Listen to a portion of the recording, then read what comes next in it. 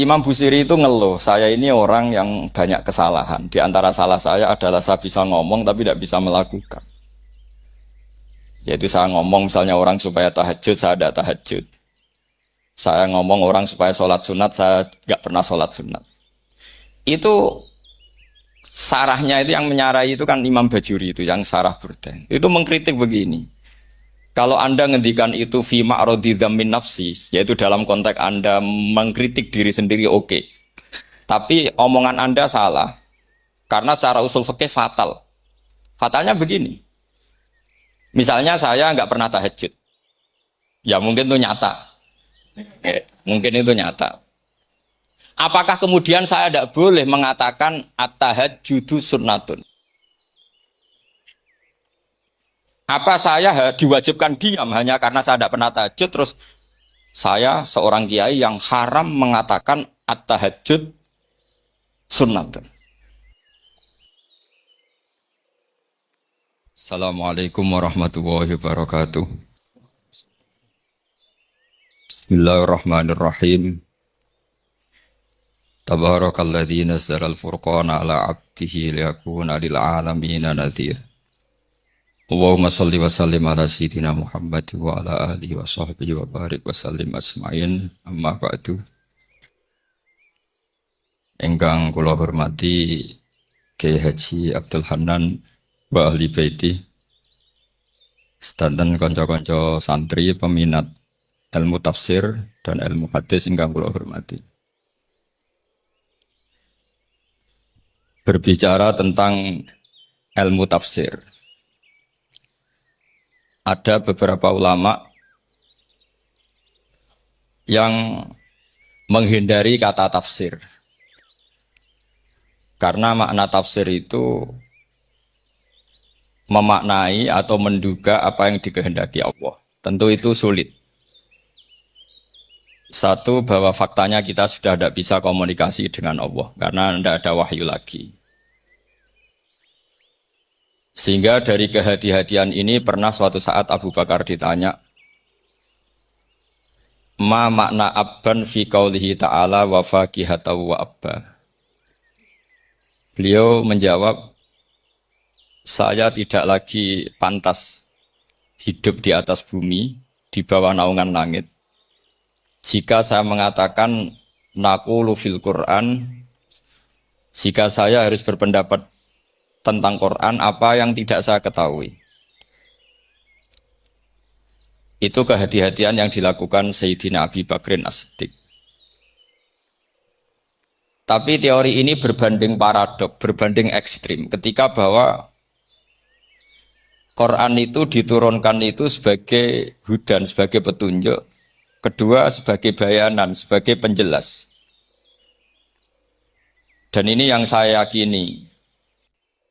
Kalau sebagai penjelas, Quran itu harus jelas sekali dan bisa menjelaskan. Dan Quran mensifati dirinya wal kitabil mubin, demi kitab yang memberi penjelasan.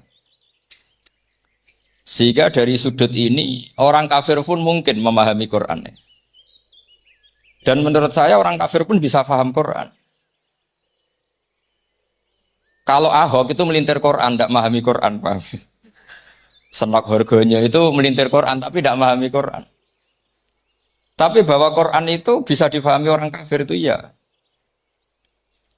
Logikanya gampang begini, kata Imam Syafi'i dalam kitab Ar-Risalah. Ketika Quran turun, itu pendengarnya itu udah ada yang Muslim, belum ada santri Kewagian, nggak ada santri Lirboyo, nggak ada santri sekarang. Pendengarnya itu non Muslim. Nah ini sampai nangen-nangen. Ketika Quran turun tuh pendengarnya Muslim atau non Muslim? Non Muslim. Andai kan Quran itu turun tidak difahami orang kafir, maka lalu objeknya siapa? Sasarannya siapa? Nah sebab itu akan aneh kalau kita yang mondok, misalnya ngaji Edkon, ngaji Alfiyah, ngaji Ulumul Quran, apa saja. Kemudian Anda tidak paham Quran. Padahal orang kafir saja bisa paham. Nah ini tantangan bagi kita. Sing kafir wis paham Quran, masa kita santri tidak paham Quran. Makanya begini, di antara awal-awal periode Makkiyah ada surat disebut qul ya ayyuhal kafirun. Katakan Muhammad ya ayyuhal kafirun. Karena mukhatabnya atau lawan dialeknya Nabi adalah orang-orang apa? Kafir. Mereka paham ketika dijelaskan Quran paham. Dan sebagian mereka menjadi mukmin karena paham. Itu termasuk isi makalah yang saya utarakan di sini. Mereka tanya, ya Muhammad, siflana robbak, amin dahabin, amin nuhasin, amin hajarin. Karena orang kafir jahiliyah itu punya tren. Yang namanya Tuhan itu fisik. Mereka punya Lata, punya Uzza, punya Hubal. Sehingga kalau Tuhan-Tuhan kita ini dari batu Muhammad, katanya Anda punya Tuhan yang berbeda. Lalu Tuhan Anda ini dari emas atau dari perak.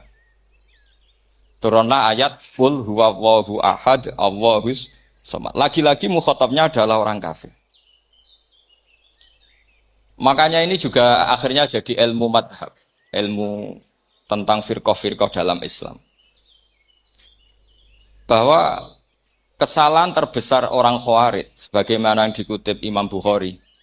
Nanti saya mencari di juz 4 atau di juz 3, pokoknya di bab Babu Qitalil Khawarij, karena Imam Bukhari punya adat diulang-ulang. Kata Ibnu Umar yang dikutip Imam Bukhari, innahum intolaku ila ayatin nazalat fil kufar faja'aluha alal mu'minin. Orang-orang Khawarij atau kalau sekarang orang-orang radikalisme itu meneliti Quran, kemudian ketika ada kriteria manusia-manusia tertentu itu dianggap itu kenanya orang Islam, korbannya orang Islam. Padahal awal mula ayat ini turun untuk orang kafir atau kritikan pada orang kafir. Ini cilaka betul. Karena logikanya seperti yang dikatakan Imam Syafi'i, ketika Quran turun ini nggak ada orang Islam, yang ada orang kafir. Sehingga mukhatabnya adalah orang kafir. Tapi ayat-ayat ini nanti dipakai Khawarij untuk mengcounter orang Islam. Sehingga mereka mudah mengkafirkan kita karena pakai ayat yang dari awal Allah mengkafirkan orang kafir, sekarang ayat itu dipakai mengkafirkan orang Islam. Ini saking gebleknya orang apa? Khawarij. Makanya kata kitab Fathul Bari yang menyarai Bukhari itu, yang mendorong orang Khawarij seperti itu adalah jahluhum bisyariah. Memang mereka benar-benar bodoh. Benar-benar goblok. Misalnya kita kiai atau kita ma'arif atau kita santri atau kita orang soleh. Kemudian kita tidak bisa melakukan apa yang kita katakan. Terus kita oke lah, kita kena kritik misalnya atak murunan nasa bil birri apa? Watan sauna anfusakum wa antum taslunal kitab. Terus kita katanya bisa ngomong tapi tidak bisa melakukan, terus dikritik dengan ayat itu mestinya tidak tepat. Karena itu asbabil nuzulnya adalah orang-orang Yahudi karena tahu bahwa sifat Rasulullah itu ada di Taurat, mereka menyuruh keluarganya itu masuk Islam, tapi mereka sendiri tidak mau Islam. Kemudian turunlah ayat atakmurunan nasa bil birri wa tansawna anfusakum wa antum taslunal kitab. Afala ta'qilun. Sekarang perbandingannya begini. Misalnya ada orang Islam, taruh saja Zaid. Zaid itu maling. Ya maling, konsisten dia malingnya sampai tua. Terus menurut Anda, Zaid yang muslim ini, muslim, Zaid itu muslim tapi maling. Jangan bilang maling tapi muslim, dia itu ya. Kemudian Zaid bilang ke anaknya, "Cung, kowe aja dadi maling, dadi santri sing soleh, sing maling bapak tok." Ndak. Ini menurut analisis usul fikih. Ngomongnya Zaid itu benar apa salah? Benar kan? Nasihatnya ya benar, ngomongnya juga. Kamu tidak bisa ngeritik Zaid. Kamu bisa ngomong tapi tidak bisa melakukan, tidak bisa. Fa'innal amro bil ma'ruf wajib. Wal qawla bil ma'ruf ya wajib. Wal qawla bil haqqi ya wajib. Jadi itu hal yang berbeda. Misalnya fa'innal amro bil ma'rufi wajibun. Memerintahkan barang baik itu baik. Wa innal qawla bil haqqi ya wajib. Mengatakan yang hak itu ya wajib. Berarti Zaid tetap kena khitab. Kamu harus nasihati anak secara benar. Kamu juga harus ngomong hukum secara benar. Lalu ketika Zaid ngomong hukum secara benar, cung ojo maling, maling ku dosa. Cung ojo nerusno profesine bapak maling, maling itu tidak benar. Dia berarti sudah melakukan dua kebenaran, yaitu ngomongnya benar, nasihatnya benar. Dia salah, perilakunya tetap maling. Tapi jangan karena dia maling lalu omongannya nggak salah juga, berarti salahnya malah 3. Makanya ini pentingnya ngaji sama ulama sama ahli usul fikih. Jadi tidak bisa dicampur adukkan. Zaid gagal dalam perilaku, tapi jangan gagal lagi di nasihat. Nanti kalau dia tidak nasihati, maka anaknya terus maling. Alasannya niru bapaknya. Karena bapaknya kalau mau nasihati nanti disemprit sama santri-santri. Pak, sampean ra oleh nasihati anake ra sama maling sampean dhewe. Maling. Oh, tidak bisa cara usul fikih. Itu malah yudroku kulluh, la yudroku napa? Kulluh, atau bahasa populernya al-maisur la yasqutu bil maksud. Misalnya kita sebagai kiai hanya bisa takrib, hanya bisa jurumnya. Apa yang muda Fatul Mu'in cek abote. Bulet, maknanya bulet. Kamu tidak boleh ngomong gini, Cong. Kowe sebagai muridku kudu nurut aku. Nak gurumu goblok tok takrib, kowe tok takrib wae. Gak oleh ngelangkai guru, gak sopan gitu misalnya. Gak boleh gitu. Tetap kita ngomong, Cong. Kowe aja koyo aku. Kowe kudu alim Fatul Mu'in, alim Fatul Wahab. Sama tidak bisa protes. Pak guru sendiri tidak bisa, tidak bisa. Kebenaran tetap sebagai kebenaran meskipun kita tidak kuat melakukan atau tidak bisa melakukan. Lagi-lagi ayat itu sebenarnya ada untuk kita, untuk orang Yahudi ya ta'murunan nasa bil birri wa tansawna anfusakum wa antum taslunal kitab. Sebab itu istidlal dengan Quran itu memang resikonya tinggi kalau tidak bagi mutabakhir, karena ya itu tadi. Ini harus ada pengetahuan yang luas tentang asbabun nuzul, tentang kriteria. Nah, kalau terpaksa, saya katakan terpaksa, kalau terpaksa kita itibar itu boleh, tapi itu terpaksa. Bahwa Allah mengkritik orang yang bisa ngomong tapi tidak bisa melakukan. Tapi itu secara usul fikih itu runyam. Teori ini runyam sekali, fatal. Sama lihat tuh di kitab Bajuri atau di kitab-kitab fikih yang lain. Ketika Sahibil Burdah atau Sahibil Bur'ah itu yang Imam Busiri itu Muhammad bin Busiri. Niku salah nama tapi kadung populer. Jadi sebetulnya Imam Busiri itu Sahibil Bur'ah bukan Sahibil Burdah, tapi kadung terkenal Burdah, kita ikut-ikutan apa? Burdah. Imam Busiri itu ngeluh, saya ini orang yang banyak kesalahan. Di antara salah saya adalah saya bisa ngomong tapi tidak bisa melakukan. Yaitu saya ngomong misalnya orang supaya tahajud, saya tidak tahajud. Saya ngomong orang supaya sholat sunat, saya nggak pernah sholat sunat. Itu sarahnya itu yang menyarai itu kan Imam Bajuri itu, yang sarah Burdah. Itu mengkritik begini. Kalau Anda ngendikan itu fi ma'radi dzammin nafsi, yaitu dalam konteks Anda mengkritik diri sendiri oke. Tapi omongan Anda salah. Karena secara usul fikih fatal. Fatalnya begini. Misalnya saya nggak pernah tahajud, ya mungkin itu nyata, mungkin itu nyata. Apakah kemudian saya tidak boleh mengatakan at-tahajjudu sunnatun? Apa saya diwajibkan diam hanya karena saya tidak pernah tahajud, terus saya seorang kiai yang haram mengatakan at-tahajjud sunnatun? Saya harus tetap mengatakan kalau tahajud itu sunat. Saya kalau punya santri terus saya bilang, Cong, napas nganggur yuk, tahajud. Tahajud itu sunat. Karena mengatakan kebaikan pasti bagian dari kebaikan itu sendiri. Makanya kata Imam Bajuri, fakaifa yakunul amru bil ma'rufi mazmuman. Bagaimana mungkin sesuatu yang jelas baik karena memerintahkan kebaikan mazmuman? Menjadi sesuatu yang tercela hanya karena yang mengatakan tidak melakukan. Fa innal fi'la ya amrun wal hukmu ya amrun akhar. Itu beda. Jangan karena Anda tidak minum teh karena diabetes. Terus Anda kalau ada tamu tidak disuguhi teh. Karena saya sendiri tidak minum teh. Wah ya repot kan gitu. Nah itu lagi-lagi tadi orang Khawarij salah ketika mengartikan ayat yang harusnya objek kritiknya itu orang kafir, kemudian karena Quran lama sekali dibaca orang Islam, sampai orang itu lupa kalau Quran awalnya turun diantaranya adalah membenahi akidahnya orang kafir, sehingga korbannya orang Islam. Itu mirip seperti cerita kita ya, santri-santri itu kalau punya musuh, Itu baca Hizib Nasr. Dulu pengarang Hizib Nasr itu musuhnya orang fasik, sehingga dihizib. Santri ora di musuh wong fasik, duwene kancane dhewe. Akhirnya kancane yang kena hizib. Nah ini penting saya aturkan ya, sama seperti itu. Lama sekali Quran itu hanya dibaca orang Islam dan komunitasnya Muslim. Sehingga seakan-akan semua kritikan Quran itu pada orang nopo Islam. Padahal jelas Quran ada kul ya ayyuhal kafir. Jelas mukhatabnya orang kafir. Sabda kata lakum dinukum waliyadin. Nah ini penting kalau aturakan. Makanya kalau melihat itu, Quran jelas bisa difahami orang kafir. Bahkan banyak orang kafir yang menjadi muslim karena faham maknanya apa? Faham maknanya Quran. Itu jelas sekali. Itu masyhur sekali dialeknya Nabi dengan Walid bin Mughirah, dengan Utbah, dengan banyak sekali termasuk dengan Abu Jahal, dengan Abu Lahab.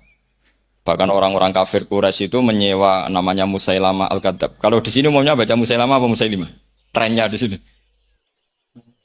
Pakai fathah ya. Itu entah ya, nggak tahu saya yang masalah yang mana itu kan, karena memang kalau dalam ilmu riwayat itu sekali salah baca itu kasus betul, kayak Sa'id bin Musayyab atau Sa'id bin Musayyib itu ketika beliau sugeng itu kalau dipanggil Sa'id bin Musayyab itu marah besar karena maknanya Sa'id al-Musayyab itu yang ditawan, makanya beliau bilang sayyabatni Irak wa anal Musayyib, orang Irak mengatakan saya ini ditawan, sebenarnya saya yang menawan mereka. Tapi Al-Masyhur itu dibaca Sa'id bin Musayyab. Padahal dia tidak mau dipanggil Sa'id bin Musayyab. Sa'id bin Musayyab. Karena nama ini penting. Pentingnya begini. Ini kata Rasulullah kalau sedang guyon. Kata Nabi, mbok kamu itu sekali-kali mikir. Kenapa saya ini diberi nama Allah Muhammad? Ini hadis sahih di Bukhari ada, di Kitabul Adab. Banyaklah teks ini. Kenapa ya Rasulullah? Allah itu senang bingung wong kafir kata Rasulullah. Karena Abu Jahal kalau manggil saya jadi bingung. Itu kalau orang Arab kan pasti tahu maknanya. Muhammad maknanya orang yang terpuji. Sehingga kalau Abu Lahab ngomong itu jadi paradok. Hei orang yang terpuji, kamu bohong. Kan jadi aneh. Ya Muhammad kadzabta. Hei Muhammad kamu bohong. Kalau diterjemahkan hei orang terpuji, kamu bohong.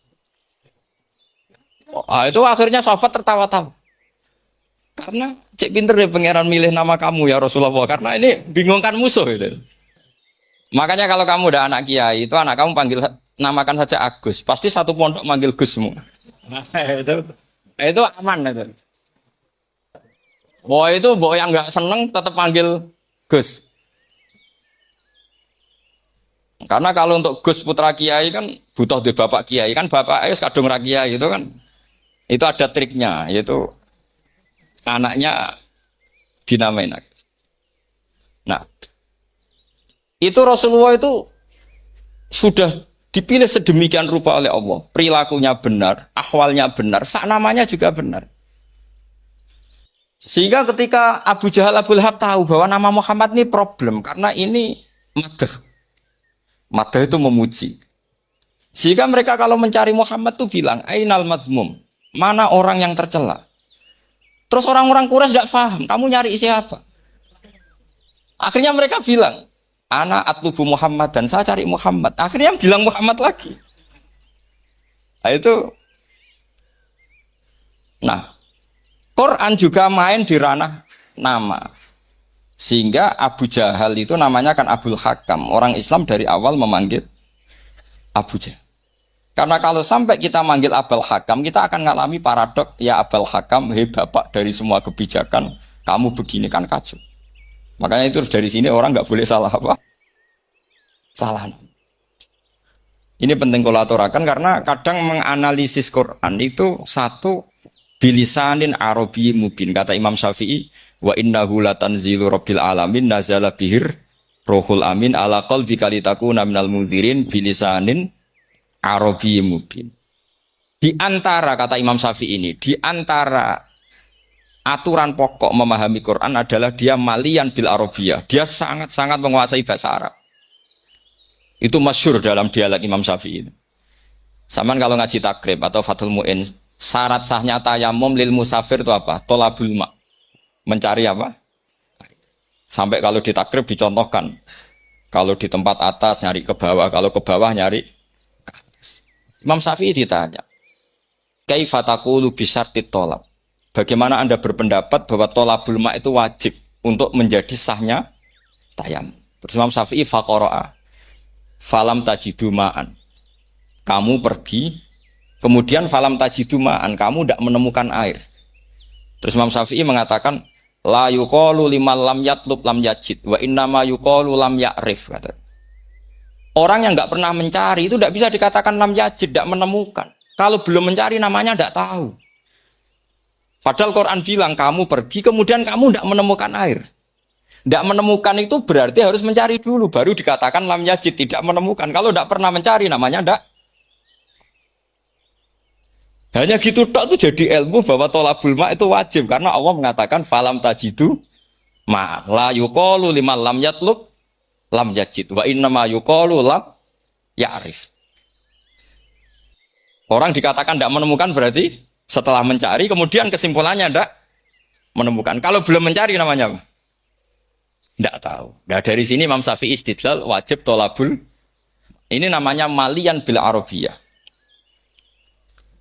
Dia menguasai bahasa Arab. Begitu juga ulama-ulama sufi. Itu ada cerita Bayazid Al-Bustami itu ada muridnya baca ayat wasiqal ladzina taqaw rabbahum ilal jannati sumara. Orang-orang takwa itu digiring menuju surga. Itu dia nangis. Muridnya kaget. Ini guru saya tidak benar, ini ada cerita surga, tapi dia malah nangis karena ayatnya itu digiring.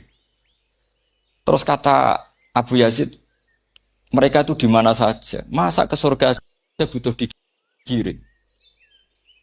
Ke surga itu kan nikmat, ngapain butuh digiring? Saya tidak mau, kata dia. Abu Yazid itu tidak mau digiring ke surga, itu tidak mau. Mereka kan apa kaget?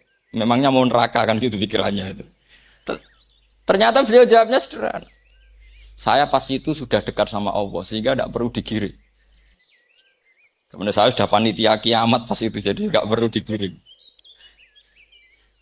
Nah ini nanti penting jadi satu aturan ilmu ulumul Quran.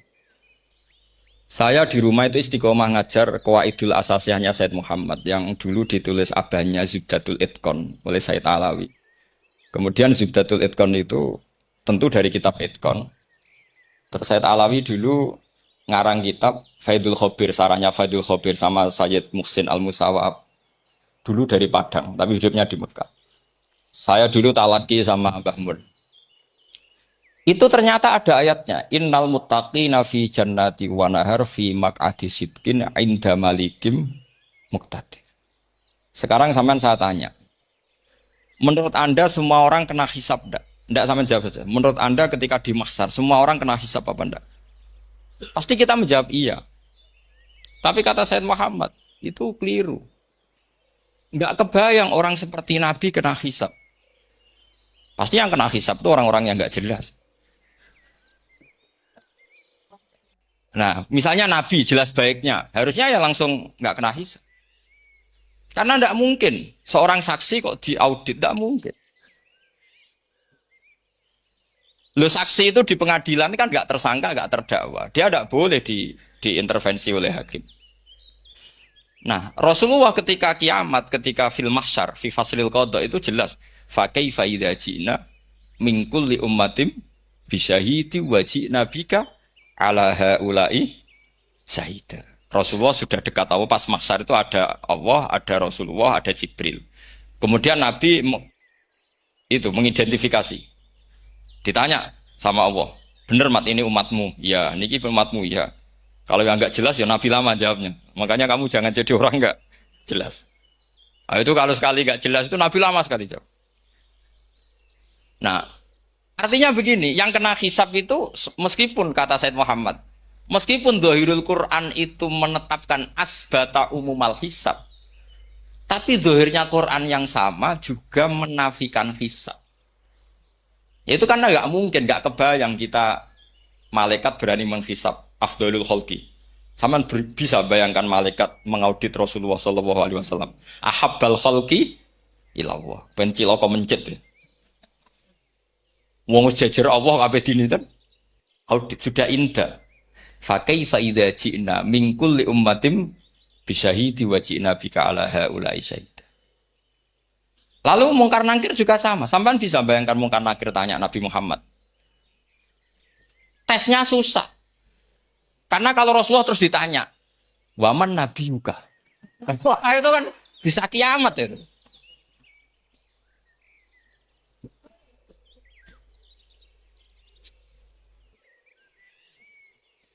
Paham ya?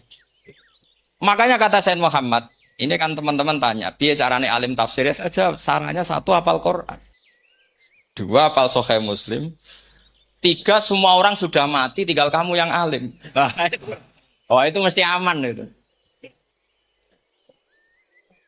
Nah kalau sampean tanya saya, apa buktinya Gus kalau orang tertentu tidak kena hisab? Ya buktinya tadi misalnya innalladzina qalu rabbuna Allahu tsummas taqamu tatanazzalu alaihimul malaikatu alla takhafu wala tahzanu wa absyiru. Mungkar nakir adalah malaikat penakut membawa ketakutan. Sementara para wali ini jelas malaikat kena konstitusi. Malaikat harus mengatakan ke para wali alla takhafu wala tahzanu. Padahal Nabi tentu Sayyidul Awli. Para wali saja malaikat kena aturan kamu harus bilang alla takhafu wala tahzanu wa absyiru. Hei para wali, kamu jangan susah, jangan gentar, kamu harus gembira.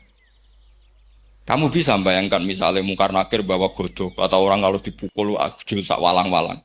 Kemudian kamu bayangkan si Abdul Qadir ngalami itu, Abdul Hasan Asyadali ngalami itu, Abu Yazid Al-Bustami. Kalau itu ngalami gitu semua, ngapain kita jadikan mursyid? Kan sama nasibnya dengan kita. Nah, Zahirul Quran mengatakan asbatal hisab. Tapi Zahirul Quran di ayat yang lain lam yusbit al hisab. Makanya tadi umumul Quran juga ditaksis dengan muqayyid. Yang mutlak ditaksis dengan yang muqayyad. Yang mujmal ya sama seperti itu, aturannya seperti itu, ditafsir sama yang mufassal. Sama orang kafir yang jelas, sampean bisa bayangkan malaikat ngaudit Fir'aun. Cek kurang penggaweane. Jelas eleke kok di audit. Misalnya Abu Lahab di audit, wah malaikatnya celaka mencet. Berarti dia agak percaya sama pernyataan Tuhan tabat yada abi lahabiu. Malaikat kok ngaudit Abu Lahab. Mungkin Gusti kula ceke. Nak menawi wonten api. Lho ki ora tau ngaji Quran tapi wong ayate tabat yada kok cek di cek. Nah, yang seperti ini masuknya kategori ulaikal ladzina satruse mereka yang kafir bi ayati rabbihim wa liqaihi fahabitos maluhum fala nuqimu lahum yaumal qiyamati was. Jadi ada orang-orang kafir yang jelas kena aturan fala nuqimu lahum yaumal qiyamati was. Yang jelas kafirnya ya gak kena hisab, yang jelas nabinya, jelas wasinya juga gak kena hisab. Yang kena kita di tengah-tengah. Tapi ilmu itu ikut mainstream karena semua orang bilang ada hisab ya kita ikut-ikut bilang ya sudah gitu saja. Tapi kalau aslinya ya rapati percaya.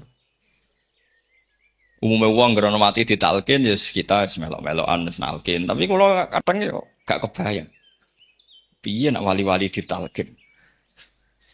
Makanya ada di dunia wali itu ada cerita Rabi'ah Dawiyah itu termasuk keramat beliau itu. Kalau Imam Sibawi kan dalam cerita wali kan ditanya marbuka ngapunten niku man mausul napa istifham. Wah itu malaikatnya ndak pernah khataman alfiyah kan repot. Kalau Rabi'ah Adawiyah lebih parah lagi itu. Beliau tuh nangis sekeras-kerasnya. Nangis terisak-isak, dia tersiksa. Ya Allah, engkau itu zat yang paling saya kenali dan harusnya semua makhluk itu kenal engkau. Tapi ini hamba engkau tanya engkau itu siapa? Itu kan ini orang aneh kata gitu. Karena Allah itu adharud dzahir kata sampai Imam Sibawi silakan a'raful ma'arif. Jadi wong ora Allah wis geblek tenan dari Imam Sibawi. Imam Sibawi kan atas nama dia pakar nahwu pertama mengatakan domir paling makrifat di antara 6 isim makrifat paling makrifat itu domir. Tapi meskipun gitu a'raful ma'arif Allah. Yang paling makrifat dari sekian isim makrifat itu Allah. Artinya satu nama yang orang harus kenal semua. Makanya di antara keramat beliau ketika ditanya, wong kok ora tau ngaji fikih men ngaji nahwu wae. Gak tahu dia ngaji carane sesuci, carane iddah tuh gak tahu ngaji nahwu. Terus dia tanya, bima fa'ala rabbuka. Lalu Allah memperlakukan kamu gimana? Terus kata Imam Subabeh, ghafaroli, Allah mengampuni saya karena saya orang yang mengatakan Allahu a'raful. Ini penting kalau aturakan. Jadi makanya kalau sampean tanya, caranya ilmu alim gimana? Ya satu tadi, kalau sampean masih banyak orang hidup, syaratnya kamu harus hafal Quran, hafal hadis, hafal sekian ribu hadis, hafal sekian ulumul Quran. Itu kalau masih banyak orang hidup. Kalau sudah kamu sendiri hidup, ya sudah. Pokoknya isokulhu ya salim sendiri kan nggak ada saingannya. Makanya kata Sayyid Muhammad, beliau mengatakan, kita meyakini umum al-hisab ya berdasar dohiril Quran, kita menafikan umum al-hisab bahwa hisab hanya yahtassul li qaumin duna qaumin juga berdasar dohiril. Kita percaya semua mayat ditanya mungkar nangkir ya berdasar dohiril ahadis. Kita tidak mengumumkan teks ini juga berdasar dohiril ahadis.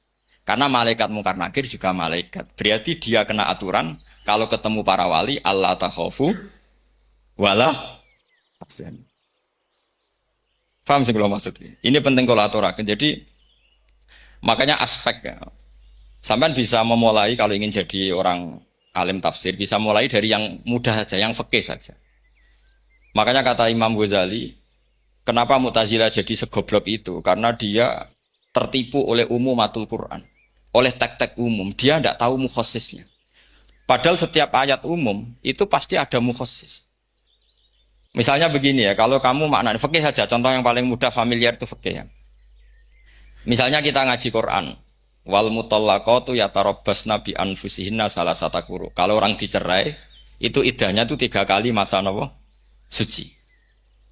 Apakah aturan iddah seperti ini hal hadhil iddah amatun likulli mutallaqatin am li mutallaqatin makhsusah?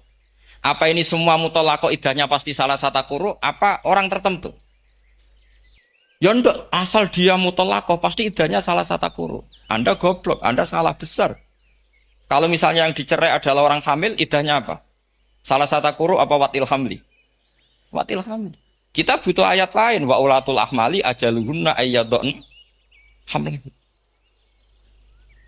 Sama seperti kita ngaji walladzina tawaffawna minkum wa yadharuna azwajan yatarabbasna bi anfusina arba'ata asyhurin wa asyra. Asal wanita ditinggal mati suaminya maka iddahnya 4 bulan 10. Apa semuanya demikian? Enggak. Misalnya orang hamil iddahnya biwatil hamil. Artinya kalau Anda tertipu umumatil Quran berarti Anda sama dengan menghukumi orang ditolak semua iddahnya salah satu. Sama misalnya orang sekarang dalil-dalil wa may yatawallahum minkum fa innahu minhum. Kalau berkawan orang kafir, maka dia menjadi kafir. Itu kan fatal. Semua nabi ya berkawan orang kafir. Karena dakwahnya memang sama orang kafir. Lo coba, andai kan sampean hafal Quran, itu sama teori itu tuh mungkin menyedihkan. Coba istilahnya Quran. Wazkur akho'at. Wa ila adin akhawum huda. Wa ila samuda akhawum. Terus semua umatnya yang kafir disebut akhawum. Akhaw itu artinya apa? Saudara. Mereka ya berkawan sama orang kafir. Makanya butuh analisis fikih untuk maknani wa may yatawallahu minkum fa innahu. Setelah dianalisis fikih, ternyata semua nabi diistilahkan wa ila madyan akhahum syuaiba, wa ila adin akhahum huda. Akhaw itu artinya apa? Saudara. Kalau sampean tanya, lalu logikanya gimana? Kata kitab-kitab kan wa in kana dasarin fajanibhu suratan. Kalau ada teman buruk, jauhi. Kalau teman baik, temani. Kalau cara usul fikih gampang. Kancanan maling dosa, wong kok kancane maling. Tapi nak dakwai maling. Apik kan? Aku ora ngancani kok dakwai dandani, selesai kan? Ngancani maling elek, nak dakwai maling. Demenan rondo elek, nak didik apik kan itu seperti itu. Nah, ini penting kalau aturaken. Nah di sini ini makanya NU itu punya sejarah panjang, banyak wali-wali yang jadab, yang coro zahir itu kancanan fasik-fasik. Orang syariat bingung, ini wali kok berteman orang fasik. Ya kalau kamu bahasakan teman ya masalah. Kalau kamu bahasakan ini binaan. Enggak, sama jawab saja. Kalau dibahasakan teman masalah enggak? Masalah kan. Tapi kalau dibahasakan itu binaan. Selesai kan? Sama, Nabi berkawan orang kafir itu enggak karena berkawan. Itu binaan Nabi. Memang Nabi itu jadi Nabi. Objeknya adalah mengislamkan orang kafir. Ya berlama-lama Nabi dialek dengan mereka, muasyarah sama mereka. Bahkan Nabi diharuskan bersikap baik sama mereka. Itu yang disebut fabima rahmatim minallahi napa lintalahum walaukun tafadzur ghalidhal qalbi lan faddu minhu. Tapi sekarang itu orang sudah tidak pakai ilmu. Orang-orang radikalisme itu enggak pakai usul fikih. Pokoknya kalau ada ayat terjemahnya gini ya sudah itu jadi madhab. Akhirnya kecelakaan seperti ini. Pokoknya kalau ada ayat faqtulul musyrikina haitsu wajadtumuhum wa khudhuhum wahsuruhum wa'udu lahum kullu marsad. Sudah hafalnya ayat itu saja. Dia tidak mau ngapalkan misalnya qatilul ladzina yuqatilunakum. Ada ayat lagi wa akhrijuhum yamin haitsu akhrajukum. Sehingga ulama kita membagi kafir itu ada harbi kita musuhi, ada zimmi, ada muahad, ada mustakman. Itu ulama karena tahu tidak semua orang kafir itu harbi. Tidak semuanya zimmi, tidak semuanya muahad, tidak semuanya mustakman. Kalau harbi oke, kita perang, kalau zimmi ya kita bina.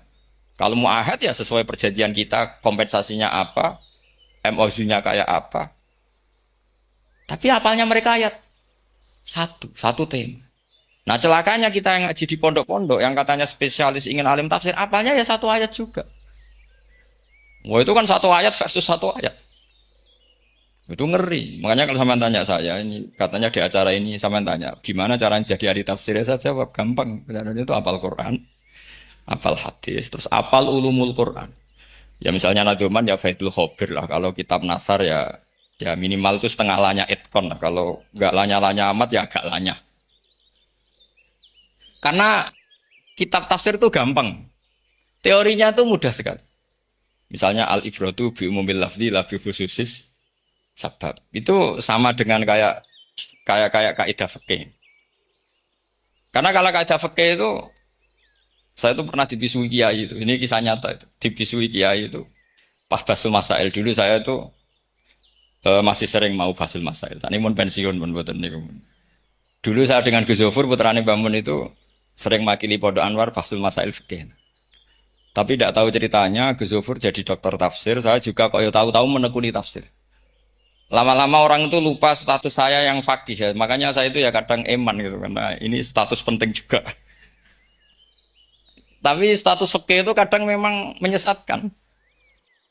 Karena begini, itu dulu pernah ada basul masail itu begini. Ini kisah nyata ini. Ada desainer baju putri, untuk putri, anak putri. Kemudian desainer itu menciptakan satu celana pendek, atau celana seperempat. Dengan desain ini pasti kalau dipakai, itu auratnya itu kelihatan. Bagaimana hukumnya desainer ini? Apa termasuk mimman sarro'a as-sayyi'ata? Karena terjadi kasfil aurat. Apa enggak? Rata-rata kalau kiai yang khusuk-khusuk, yang sepuh-sepuh, desainer itu dosa. Gara-gara tren pakaian ini wong wedok buka aurat. Tapi kiai-kiai alim yang muda-muda, entah saking belingnya, entah saking pinternya, enggak tahu. Bilang begini, Pak Yai, yang didesain apa?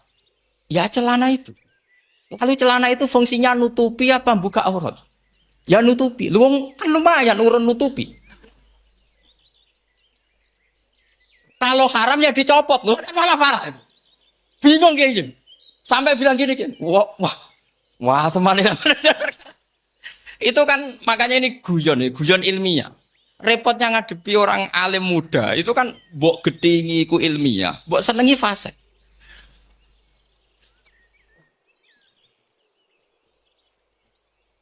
Ketika kiai yang khusyuk tadi tak cana, kalau desainer katok seperapat, paham gitu? Ya coba yang celana dalam terlalu vulgar itu, paham gitu? Nggak rok saja lah, rok mini misalnya, rok selutut. Saman jangan ngeres ya, yang rok selutut misalnya. Rok selutut itu desainernya kena hukum haram nggak? Saman jawab saja. Oh haram dari kiai sepuh karena dengan desain itu misalnya lututnya kelihatan. Tapi pertanyaannya kayak muda saya masih ingat betul, saya tanya. Lalu fungsi pakaian itu apa Pak Yai? Fungsi itu kan tetap nutupi sebagian aurat. Kalau Anda haramkan, barang haram itu harus dihilangkan. Nah, itu. Sampai dia itu setelah acara itu manggil saya. Gus, kalau ngakoni jenengan alim, tapi podo repoti. Pada repoti, nak dalam, itu kan terus itu ada perumusan di redaksi keputusan yang dijual itu, yang masail fikihnya kan terus diputuskan, dibukukan. Kalau redaksinya halal, terus nanti orang pakai rok semua. Nah, saya balik bantah, kalau redaksinya haram, orang nggak pakai rok. Akhirnya itu apa? Kebijakannya lucu. Buak we Gus, pertanyaan itu buak sak jawabannya oke. Jadi kita debat tidak jadi. Ini cerita ya, cerita ilmiah. Makanya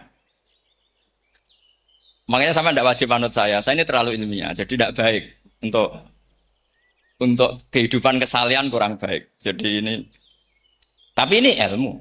Tetap kaidahnya fikih ma la yudraku kullu la yudraku kullu. Jangan kalau tidak bisa nutupi aurat semua, lalu jangan sama sekali. Lunggi kan kaidahnya kan gitu, ma la yudraku kullu la yudraku kullu. Misalnya Anda punya tetangga nggak mau pakai jilbab, nggak mau pakai pakaian muslimah. Kamu tidak boleh bilang, munisan raklambinan tidak bisa. Malayu troku kullu, napa malayu troku kullu, nu layu troku napa? Makanya ini kita harus hati-hati. Nah bayangkan sekarang orang meneliti Quran itu yutroku kullu. Mestinya kalau Anda meneliti radikalisme, ayat yang terkait radikalisme diteliti semua. Ternyata di surat Taubat yang disebut suratus Saf, yang bahkan haram baca bismillah, itu ada ayat wa in ahadum minal musyrikin nastajaroka fa'ajirhu hatta yasma'a kalam Allah tsumma ablighu ma'mana. Muhammad, kalau ada orang kafir mau belajar Quran sama kamu, ya harus kamu pelajari hatta yasma'a kalam Allah. Setelah mereka mau belajar, ya ablighu ma'mana, tsumma ablighu ma'mana. Kamu harus menjamin keamanan dia.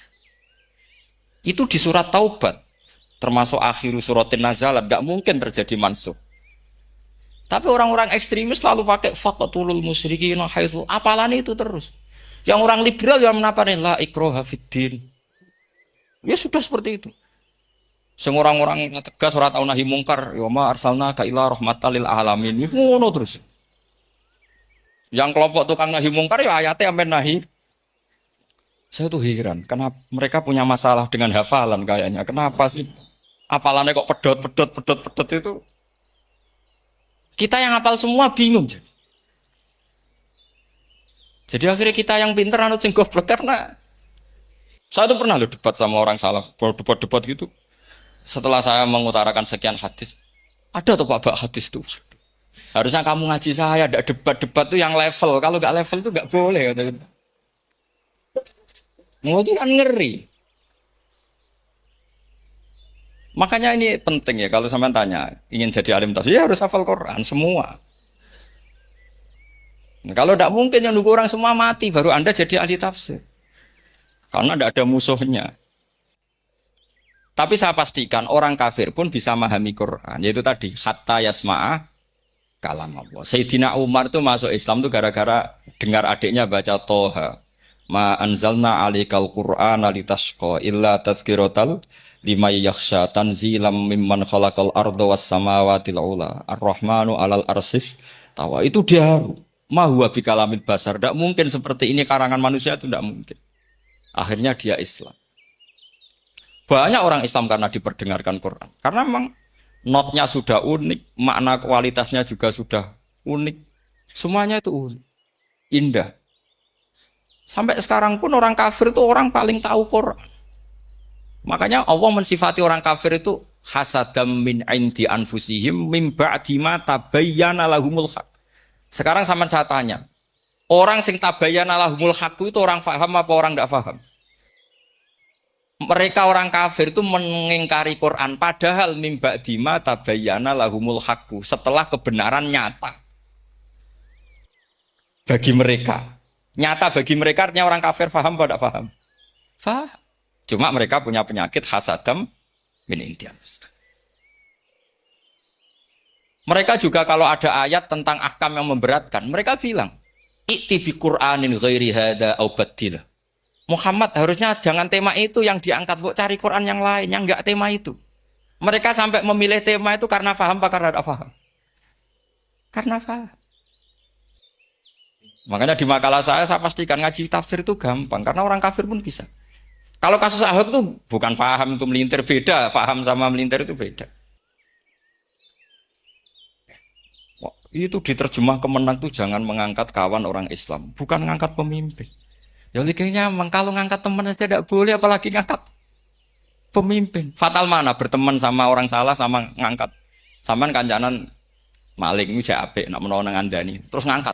Maling ke pimpinanku, parah mana? Parah mana? Artinya sama saja ketika diterjemah jangan ngangkat teman. Sebetulnya ngangkat pemimpin lebih fatal. Itu kan mafhum awlawiyah, itu kan normal saja. Itu di Quran biasa misalnya innalladzina ya'kuluna amwalal yatama dzulman. Orang yang makan hartanya anak yatim secara zalim. Kamu bilang, "Gus saya tidak makan kok, sepeda motornya tak gasap, tak jual." Yang diharamkan kan makan. Wah, ya sarap kalau gitu. Maknanya begini, memakan harta anak yatim artinya ifsad. Ifsad itu meru. Nak ngono ikhraq membakar atau mencuri sama dengan makan. Bal asyad. Malah kan lebih apa? Lebih apa? Dasar. Jadi yakuluna di situ tuh ba'dul amsilah, sebagian contoh min wujuhil ifsad atau min wujuhil ihlak. Jangan kok karena ayatnya makan, oh yang haram tuh makan, kalau nyuri gak apa-apa. Kaya fatal. Itu kan sama dengan santri geblek ketika ada kiai ini, "Cong, kowe mbek bojomu jogeman naboi." Suatu saat istrinya lapor lagi, "Pak Yai sekarang ndak naboi tapi nyadui." Karena naboi itu pakai tangan. Ke pertama dilaporkan kiainya, "Pak Yai, suami saya itu sering mukulin saya pakai tangan gini. Cong jogeman naboi bojomu." "Nggih Pak Yai, siap." Suatu saat istrinya lapor, "Pak, tetap benjut kenapa? Kulo nak niki disadui." Kepikirannya, sing haram nabok, nak nyaduk halal. Wah itu kan ngajak goblok bareng. Nah masalahnya di usul fikih kasusnya seperti itu. Makanya saya ini kadang ya maliki sekali. Kadang saya itu maliki sekali. Kadang ya. Misalnya begini, saya beri contoh. Ini yang kisah nyata ya. Ada seorang Arabi datang ke Rasulullah. Ya, tadi kan teman-teman minta juga ilmu hadis ya. Ini satu paket saja. Itu tadi nanti kalau sampean kasih lalim ndak itu sudah ada urusan saya tadi. Nunggu orang mati banyak tadi. Kalau nggak usah nunggu orang mati, sarannya tadi apal tadi. Ya Rasulullah ahlak tuh. Saya ini orang yang rusak. Wama ahlakaka. Lalu yang bikin rusak kamu apa? Qol waqatu imroati fina hari Ramadan. Saya menjima istri saya ketika masih siang. Fina hari Ramadan, siang Ramadan. Walhasil Nabi tidak menyuruh hanya kodok, tapi menyuruh kafaroh. Kafarohnya itu merdekakan budak, atau memberi makan 60 orang miskin, atau puasa berapa? Puasa 60 hari. Atau urut merdekakan budak, atau puasa 60 hari, atau memberi makan sitina miskin. Oke, kita sepakat. Sepakat ya, hadis itu sahih dan diulang-ulang oleh Ashabus Sunan. Oke, riwayatnya nggak masalah. Sekarang kita analisis maknanya. Sekarang sampean saya tanya. Kalau Anda misalnya sekarang jam berapa ini? Misalnya sekarang jam 9 kurang seperempat Ramadan. Terus Anda rokok atau Anda ngopi, kepengen ngopi terus ngopi tanpa udzrin syar'iyyin. Anda hanya wajib qadha apa bayar kafarah? Enggak, sampean jawab. Rata-rata kiai kita, oh mau wajib qadha Gus karena gak jima. Sing seru kafarah iku nak jima. Kan ngombe kopi mbek jima beda. Pertanyaannya tuh lucu, ini naif secara fikih masalah. Masalahnya begini. Jima bojo itu tidak zina. Jima bojo itu zina apa enggak? Enggak. Berarti dengan makan bedanya apa? Sama kan? Sama-sama amrun mubah. Sesuatu yang boleh. Kenapa hukumannya berat? Makanya kata Imam Malik, enggak itu nilainya. Nilainya adalah hadku hurmati Ramadan bi ghairi udzrin syar'iyyin. Makanya kata Imam Malik, siapapun yang makan fina hari Ramadan, iftar apapun fina hari Ramadan bi ghairi udzrin syar'iyyin, maka hukumnya sama dengan jima fina hari Ramadan. Karena sama-sama ihlak ifsad hurmata Ramadan bi ghairi udzrin syar'iyyin. Enggak, ini ilmiah. Kamu udah harus cocok, tapi otak kamu harus percaya. Loh iya kan beda kan? Saya secara nafsu tidak cocok, cek berarti. Tapi ilmiah saya setuju. Kalau Kiai Kandani itu kan pasti pakai badul amsilah, kan nggak mungkin semua contoh disebut. Cong penak melaku jogeman delok wedok iku mari setan. Mboten delok Mbah, nyekel lho malah parah to. Nggak bisa. Makanya ini masalahnya lafat. Ini kembali ke Imam Syafi'i bilisanin Arabiyyim mubin. Ketika seorang kiai bilang, "Cung jogeman delok cawe itu," adalah mengungkapkan al-muharramat. Bukan mentaksis yang haram itu hanya melihat.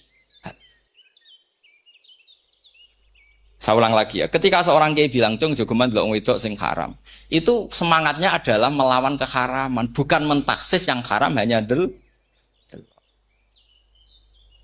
Itu di Quran normal semua, di semua lugat ya biasa. Itu kan sama seperti misalnya seorang bang ngasih uang cucunya, "Cung, tak kayak duit 100.000. Cung, gue tuku es." Terus kue mendingan, "Nah ragu tuku es haram iki kan ngongkone tuku es." Lah kepen putumu mati kan nyeben 100.000 gue tuku es.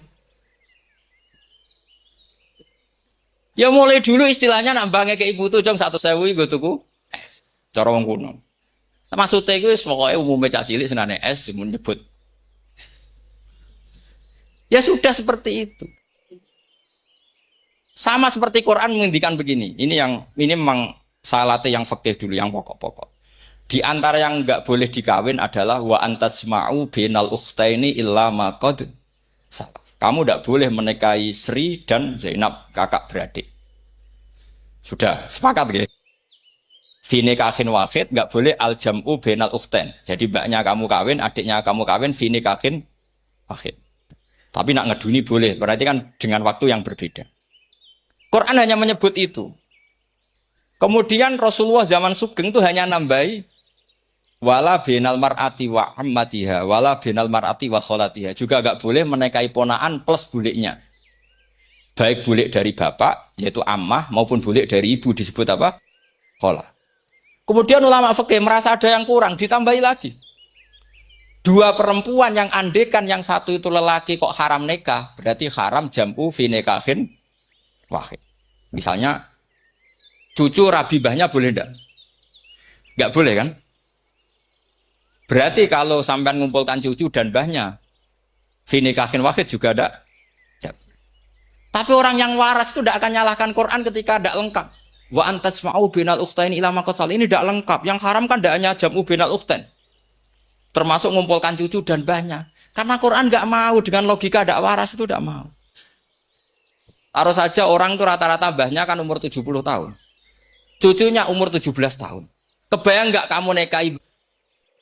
Sehingga adik kan boleh bareng, mesti kamu milih bareng. Makanya Quran hanya bakas wa antasma'u final ukhtain. Karena yang mungkin masih menggugah selera itu dua. Tapi kalau cucu sama mbahnya itu, kalau ada yang masih selera kan, ya sarap tuh. Tapi fikih sebagai kaidah tetap menerangkan, termasuk yang haram jam'u adalah bainal mar'ati wajad dati. Paham sih kalau maksud? Artinya ketika menyebut itu tidak jaminan merangkum semua hukum. Tapi ba'dul amsilah. Fa'innal akila yaktafiya bi isyaratil ba'di. Karena orang kalau punya akal diisyaroi sebagian sudah. Ini penting kalau aturakan. Jadi ini penting. Nah bayangkan sekarang banyak gerakan-gerakan ahli Quran katanya tapi nggak memahami ilmu usul fikih. Quran ora ono ya wis. Nang Quran ora ono cerita harame asu, nak ngono asu ya halal. Ora ono Qurane. Sing ra ono iku tekem ora Quran iku aneh-aneh.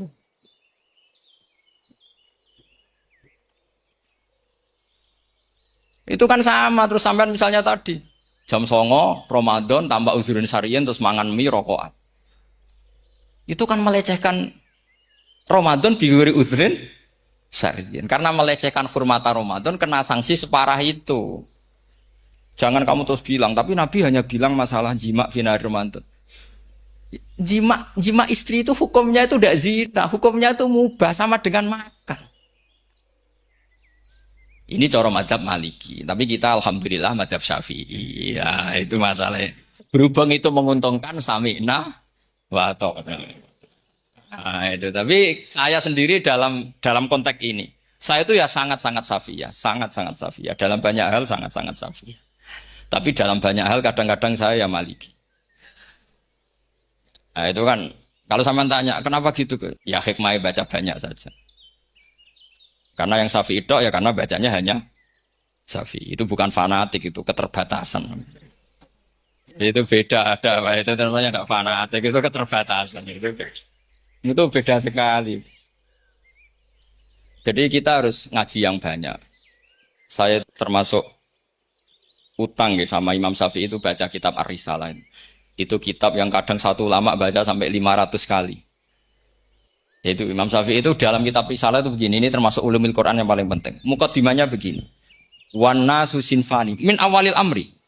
Wan nasu sinfani. Ketika Rasulullah datang membawa Quran itu manusia hanya ada dua. Al-kuffar sing dari jenis ahli kitab dan kuffar dari jenis yang tidak ahli. Bahkan tidak ada orang Islam zaman itu. Pertama Nabi jadi Nabi itu adakah pendengar yang Muslim? Kan tidak ada. Semuanya ahli kitab. Makanya susah kalau Quran kamu analisis korbannya orang Islam tuh kata Ibnu Umar tuh lucu. Dulu tuh mukhatabnya tuh orang kafir, jelas kuliah ayuhal kafir. Ya ayuhan nasu ubudu rabbakum alladzi khalaqakum. Jelas orang kafir. Karena orang Islam nggak mungkin dikhatabi ubudu rabbakum. Makanya Imam Suyuti kalau nafsir itu ngeper ubudu rabbakum wahiduhu. Tapi kalau mukhatabnya orang Islam, dawimu alal ibadah atau dawimu alat tauhid. Karena dia tahu kalau mukhatabnya orang kafir, ubudu ya masih wahidu. Kalau sudah Islam kok dikhitabi ubudu, mudawamah alal ibadah. Itu saking alimnya Imam Suyuti. Ini saya teruskan. Kalau mukhatabnya itu orang kafir ahli kitab, itu kemungkinannya ya dua. Cara mereaksi Quran. Yaitu disebut lam yakunil ladina kafaru min ahlil kitabi wal musyrikina munfakina hatta ta'tiyahumul. Jadi lam yakunil ladina kafaru, jelas kafaru itu umum. Kemudian ditafsir kafaru itu ada yang min ahlil kitabi. Berarti kafaru yang jenis Yahudi Nasrani. Ada kafaru yang min ahlil kitabi wal musyrikin. Kafaru yang jenis musyrikin, yaitu kafir Mekah. Karena cara kaidah nahwu al-atfu yaqtadi taghayyur, kalau ada ataf pasti konteksnya beda. Ja'a Zaidun wa Amrun, berarti Zaid ada Amar, Amar ya tidak bakar. Karena Ja'a Zaidun wa Amrun wa Bakrun. Pasti orang ini berbeda. Tidak boleh orang yang sama kamu pakai ataf. Ini sudah clear ya ini ya. Kemudian cara pandang mereka ya beda. Ketika Rasulullah mengajak tauhid, itu ahli kitab tidak masalah. Memang harusnya Tuhan itu satu. Tidak masalah bagi ahli kitab. Problem bagi ahli kitab adalah Muhammad itu nabi. Itu kita nggak suka. Kalau Tuhan satu oke, tapi kalau Muhammad nabi tidak oke. Kita bisa jadi nabi. Kata mereka, karena mereka merasa nasabnya sampai Ibrahim. Sementara zaman itu mereka sanksi Muhammad itu nasabnya konti. Gak jelas. Ini penting kalau aturakan. Sehingga dalam konteks ini Allah menjawab ahli kitab dulu. Ini itu disebut Muhammad itu nasabnya jelas. Ini itu fihi ayatum bayinatum maqamu Ibrahim. Ini saya dengarin. Ibrahim itu jelas pernah ke Mekah. Bukti Ibrahim pernah ke Mekah adalah jejak kaki Ibrahim di makam apa? Makam mereka artinya buatan kuburan, buatan jejak kaki Ibrahim ketika bangun Ka'bah. Fihi ayatum bayinatum maqamu Ibrahim. Pun. Kalau Ibrahim pernah di Mekah artinya beliau pernah nikah di Mekah. Paling tidak punya dzurriyyah di Mekah. Ini Ismail dibawa ke Mekah. Jelas ayatnya wa id yarfa'u Ibrahimul qawaida minal baiti wa Ismail. Ini dengarin ya. Sebab itu saking alimnya berjanji itu beliau tahu betul masalah utama Rasulullah Muhammad adalah disangsikan nasabnya. Sebab itu kitab berjanji pertama cerita. Setelah dia alhamdulillah macam-macam awalu ma'anab tadi saat terus dia bilang wa ba'du fa'akul huwa Muhammad bin Abdillah bin Abdil Muttalib. Saat terus ya wabadu wa Muhammad bin Abdullah bin Abdul Muttalib wasmu Syaibatul Hamdi Humitat Khisaluhus saniyah saat terus Ibnu Qusayn saat terus Sumiyya bi Qusayn li taqasi fi biladi Qudatal Qasiyah. Karena dia tahu yang masalah bagi Rasulullah itu adalah masalah nasab bagi mereka loh, bagi mereka yang kafir. Terus beliau ngendikan ditutup wa adnanu bila raibin inda dawil ulumin nasabiyah ila dhabihi Ismail nisbatuhu Wah, jelas saya Adnan itu pasti puter cucu-cucunya Nabi Ismail. Karena orang Yahudi yang di soal Muhammad itu, kamu itu siapa? Kok tahu-tahu Nabi? Kamu orang Arab. Orang Arab itu tidak pernah ada Nabi. Yang Nabi itu normalnya orang Israel. Yaitu turunan Yahudi. Karena Yahuda bin Yakub bin Ishak bin Ibrahim.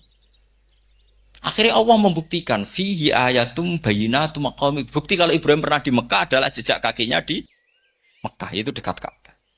Ini jawaban Allah yang tentang ahli kitab. Karena sudah jelimet. Ada ilmu ansab, ada ilmu nasab, ada polemik kitab samawi. Kalau kafir Mekah ini goblok-goblok. Ketika Rasulullah pakai teori tauhid, orang kafir Mekah itu sangat gobloknya bilang gini, Muhammad, kita ini urusannya banyak, utang kita banyak, kasus saya banyak. Kok Tuhannya satu itu tidak cukup? Yaitu mereka mengatakan aja'alal alihata ilahau wahida inna hadza la syai'un ujab. Bagaimana Tuhan hanya satu? Urusan kita banyak, masalah kita banyak. Tuhan nggak boleh satu, harus banyak. Sejumlah urusan kita. Ada Tuhan BPKB, Tuhan macam-macam lah. Ada Tuhan kredit, Tuhan kas, macam-macam lah. Kan? Sesuai sebanyak urusan kita. Mereka tanya, aja alal alihata ilahau wahida. Masa Tuhan satu? Inna hadza la syai'un ujab. Ini aneh. Tapi Rasulullah dengan sabarnya. Kalau yang seperti ini, Allah menjelaskannya beda dengan yang pertama. Karena tadi, orang kafir itu bisa min ahlil kitab, bisa wal bikin lam yakunil ladzina kafaru min ahlil kitab. Ada yang wal semuanya ini tidak pernah munfakina hatta ta'tiyahumul bayyinah. Mereka tidak pernah tercerabut dari pikiran mereka, dari mainstream mereka sampai ada bayyinah. Bayyinah itu kejelasan kebenaran atau benar yang begitu jelas. Itu siapa? Rasulun minallah yatslu suhufam mutahhar. Akhirnya Nabi sabar. Saking sabarnya Nabi itu ngomong gini, ya di khalayak umum, mukhatamnya ya kafir semua. Hei saudara-saudara kami suku Quraisy, kita ini sebangsa. Nabi tanya, Muhammad, ajaran kami itu benar, karena kami itu orang yang kita percaya. Tapi kali ini Anda aneh, karena ngajak satu Tuhan. Itu tidak mungkin, urusan kita banyak, satu Tuhan tidak mungkin. Tuhan harus banyak. Kita punya 3 aja kurang banyak, kan banyak punya Lata, Uzza, Hubal. Rasulullah dengan sabarnya ngendikan gini, hei kaumku, kalau kamu jadi pembantu, jadi buruh, senang mana punya majikan banyak sama majikan satu. Kalau majikannya banyak, itu perintahnya beda-beda. Seleranya, semua harus kamu lakoni, semua harus kamu taklui, karena kamu harus nurut. Wah ya repot mat kalau di majikan banyak, ngerepoti mesti. Rasulullah tinggal nimpali, Tuhan kamu itu majikan kamu. Kalau Tuhannya banyak, perintahnya ya banyak. Seleranya beda-beda. Kamu bingung nggak? Wah ya bingung. Ya sudahlah, satu aja. Akhirnya mereka masuk Islam. Nah itu disebut Nabi itu fatona, punya kecerdasan artikulatif. Kalau menjelaskan itu masuk akal. Nah itu disebut dorobawahu matalar rojulan fihi syuraka'u mutasyakisuna wa rojulan salamal lirojul hal yastawiyani masalah alhamdulillah. Nah ini penting. Allah membuat satu perumpamaan, bagaimana ada satu pembantu yang punya majikan banyak, yang berbeda-beda seleranya, berbeda-beda perintahnya. Dengan kalau hanya satu majikan. Apakah sama? Mereka jawab, tidak sama, enak punya satu majikan. Begitulah Tuhan kamu, harusnya satu. Jadi artinya gini, kalau kamu ngaji ulumul Quran, kamu harus tahu, ini khitab ke kafir. Kafir yang mana? Ahli kitab atau kafir yang musyrik? Nah sekarang tidak tahu lagi, pokoknya kafir. Makanya kalau lagi debat mereka itu tidak goblok menewak. Makanya sama tidak usah ketularan goblok, sing pun gimpun, sing goblok ora usah ditambahi pun kathah dan ini pun itu. Ya karena kita ngaji jelas Qur'annya kan lam yakunil ladzina kafaru itu masih ada min lil bayaniyah atau min li bayanil jinsi. Kafaru itu sapa? Siji min ahli kitab, 2 kafaru sing wal musyrik. Dua-duanya tidak pernah munfakina hatta ta'tiyahumul bayyinah. Mereka tidak akan tercerabut dari pikirannya sehingga ada bayyinah. Bayyinah itu siapa? Rasulun minallah yatslu sufam. Nah, ketika Nabi menjelaskan asal-usul nasabnya bahwa Sayyid Adnan itu ila Ismail, Ismail jelas putra Nabi Ibrahim. Mereka terus baru iman karena ada fihi ayatum bayyinatum maqamun apa? Ibrahim. Ya jadi saya kira demikian nanti kan akhirnya jam pinten teman.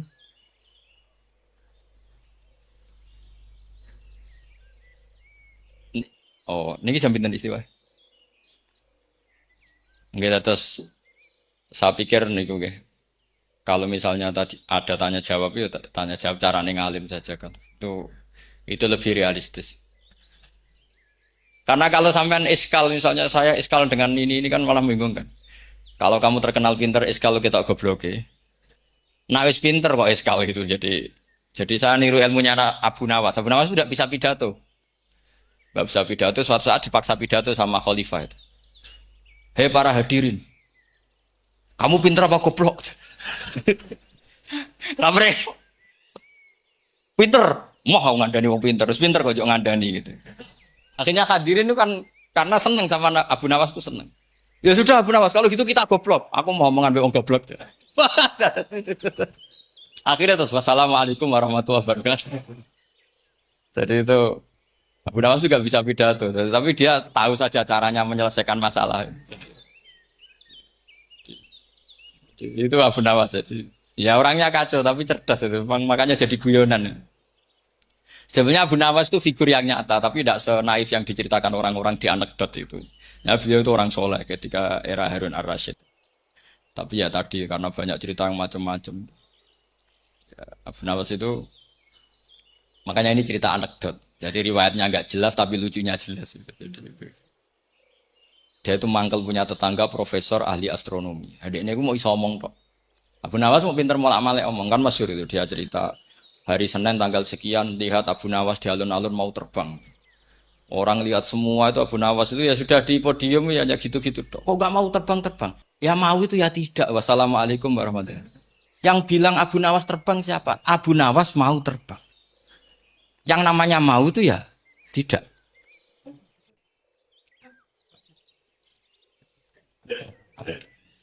Pernah dia itu lomba sama Harun ar-Rasyid. Siapa paling banyak pengunjung rumahnya di alun-alun.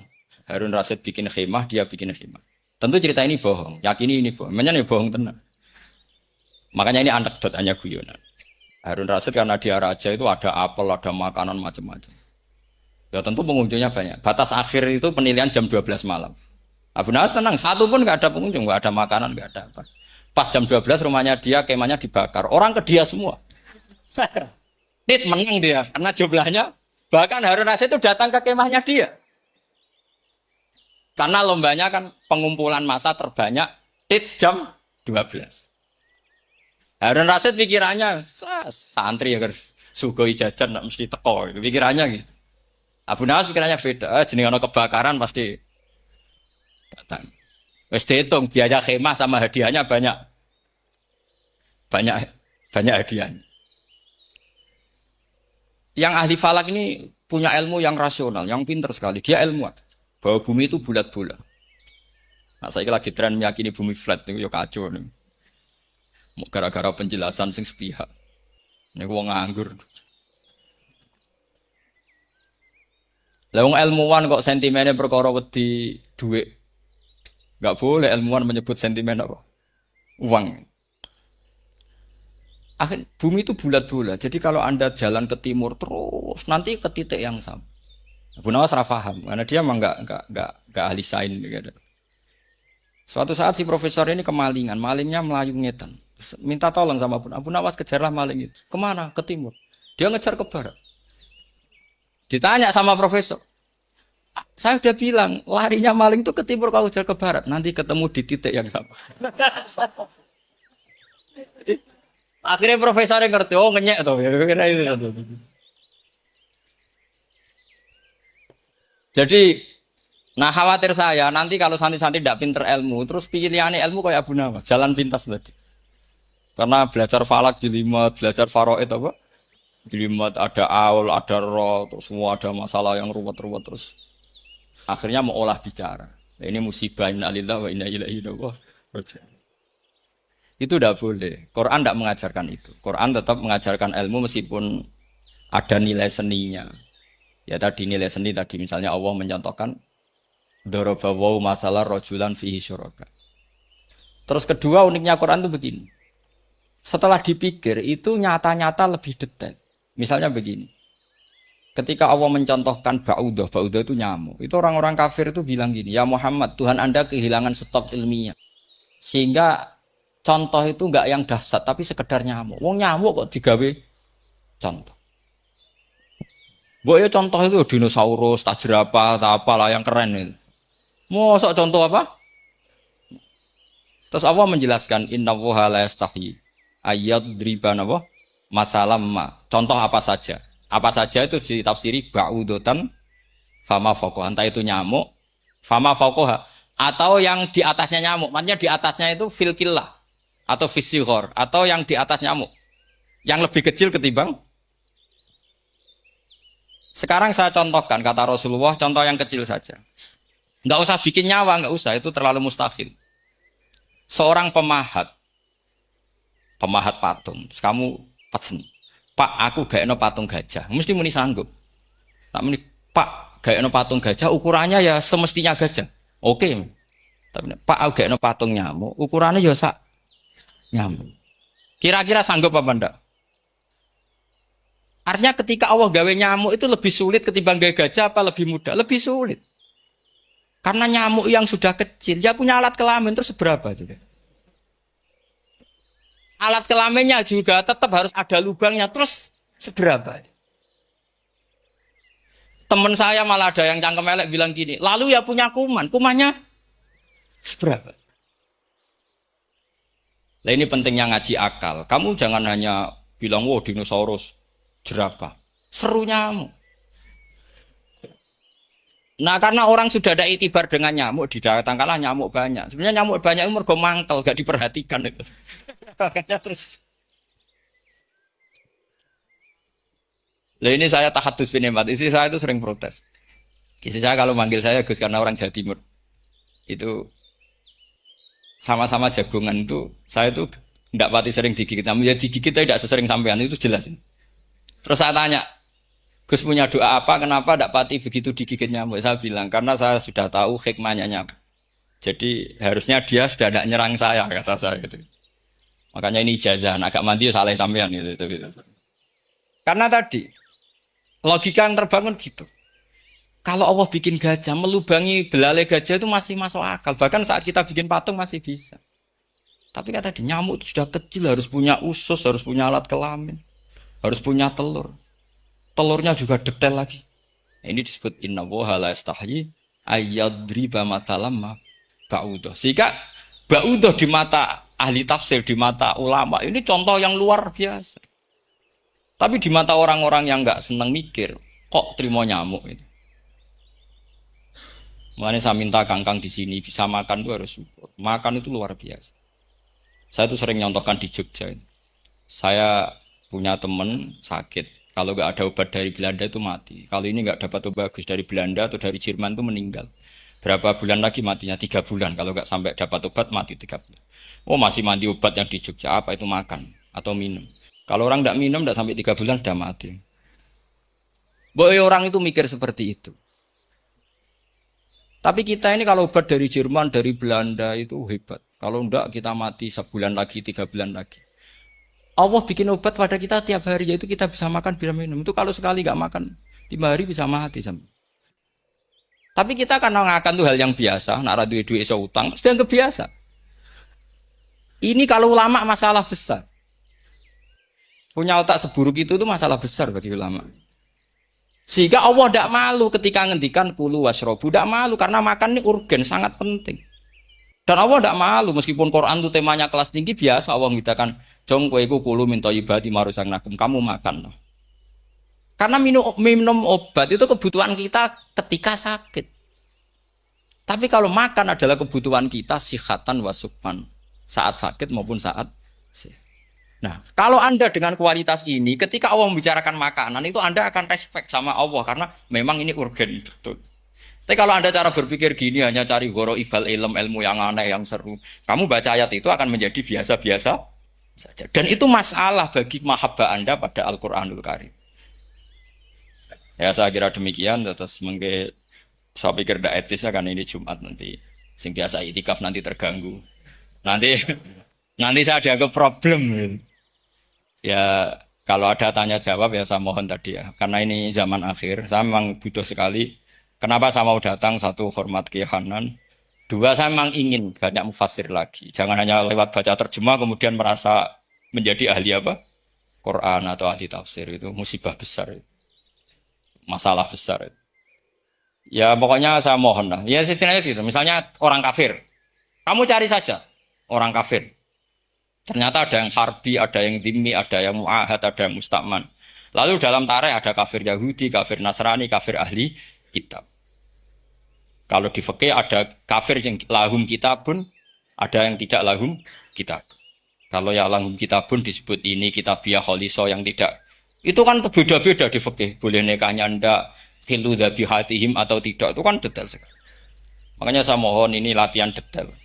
Oke, sampean tetap ngaji, sering khatam itu bagus karena mengumpulkan semua ilmu. Tapi sampean harus menganalisis secara apa? Saya dulu ngaji Mbah Mun Muslim ya kilatan. Tapi saya ngapalkan sama Gus Ibab. Gus Ibab putranya Mbah Mun, dulu muridnya Said Muhammad. Saya itu tak pelajari lagi di rumah. Analisis lagi setelah besar sampai sekarang. Karena ya itu beda. Kita selalu Robbi Zidni apa? Ilmu. Misalnya begini contoh ya, contoh. Kita mungkin tahu maknanya ayat tertentu itu begini. Misalnya begini. Faqula lahu qaulal layyinal la'allahu yatadzakkaru aw yakhsha. Musa dan Harun, jika kamu datang ke Fir'aun, maka kalau ngomong, kalau dakwah itu qaulal layyinan, dengan dakwah yang halus. Nggih, qaulal layyinan. Ini bagi yang ekstremis harus baca dialek ini. Ini kisah nyata yang diceritakan Habib Zain bin Semit ketika ngarang Al-Manhajus Sawi. Juga diulang-ulang di beberapa kitab. Suatu saat ada ustadz, corong Jawa Kemelinti, datang ke Harun Ar-Rasyid. Harun Ar-Rasyid ini Banil Abbas, termasuk zuriyahnya Abdullah bin Abbas. Karena Harun Ar-Rasyid sebagai khalifah tentu salahnya banyak, ya. Namanya pejabat pasti salahnya banyak.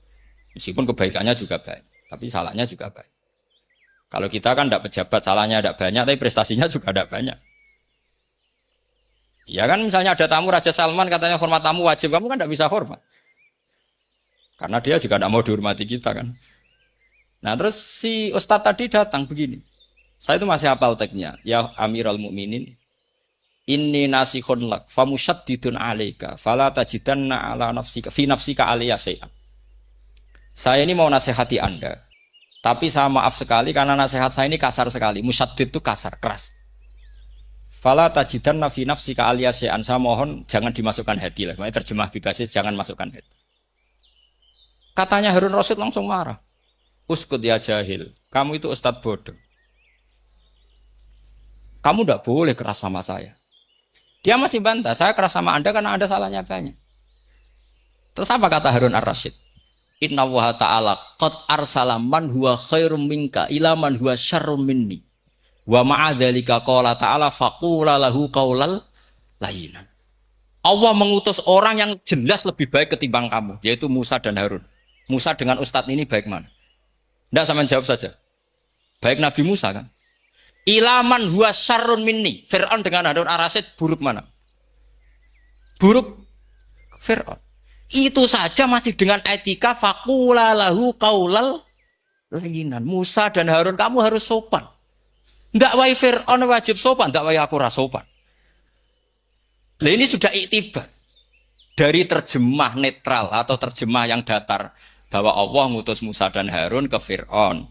Dan Musa dan Harun diharuskan kaulal layinan. Tapi menjadi energi mafhum yang luar biasa.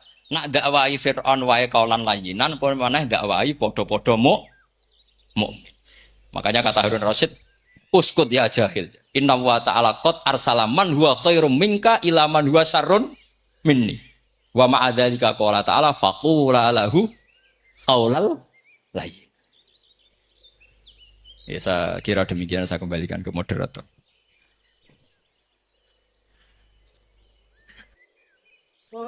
Ya setengah jam Jumat. Ya. Jumat tapi setengah jam apa nih? Alhamdulillah penyampaian materi dari beliau telah selesai. Sangat menarik, gamblang dan sangat jelas sekali, sehingga mungkin tidak butuh untuk kesimpulan dari moderator. Jadi dialog ada waktu 30 menit. 30 menit kami buka 2 pertanyaan dulu mungkin. yang dari depan ada mic, monggo diparing nih. Niki Bapak Majroh nih. Satu orang satu pertanyaan Pak nggih.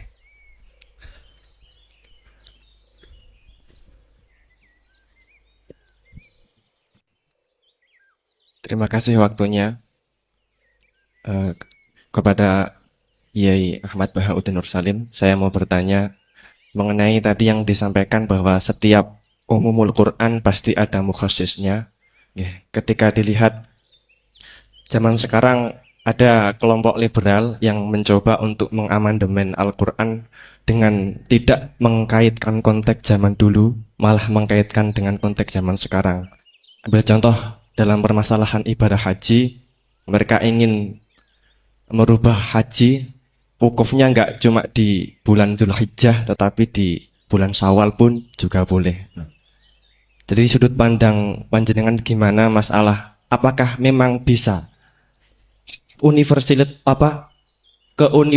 Al-Quran itu pada zaman sekarang dibuat sesuai konteks sekarang? Itu saja. Sampun? Oke. Nggih. Penanya kedua, monggo.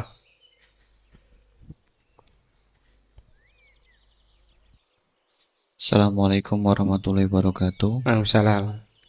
Dumateng Yai, ini ada pertanyaan tentang penafsiran Al-Quran berdasarkan ilmu sains. Untuk abad sekarang, kita mengenal teori ledakan besar yang sudah sangat populer. Namun walau demikian ilmu ini masih dalam bentuk zon yang wakilnya hakikatnya kita belum tahu dan belum yakin secara pasti. Namun teori ledakan besar ini kemudian disinkronkan dengan Al-Quran dengan penafsirannya bahwa ternyata di dalam Al-Quran itu sudah ada teori ledakan besar.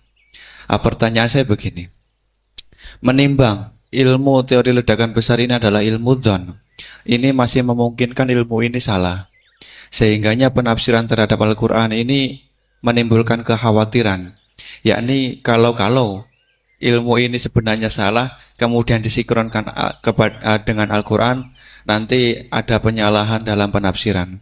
Namun sisi lain terdapat kebaikan, yakni ada banyak orang bicara bahwa Al-Quran turun sekian ratus tahun lalu, ternyata di dalamnya memuat teori ledakan besar yang baru muncul abad modern ini. Dari penjelasan ini, pripun monggo Yai tentang penafsiran berdasarkan ilmu yang masih dzon, yang belum hakikatan seperti ini, monggo. Oke. Sing pertama Pak Ulil, yang kedua Pak Anwar. Itu sudah sama-sama keren Pak ya. Nggih. Pak mahasiswa.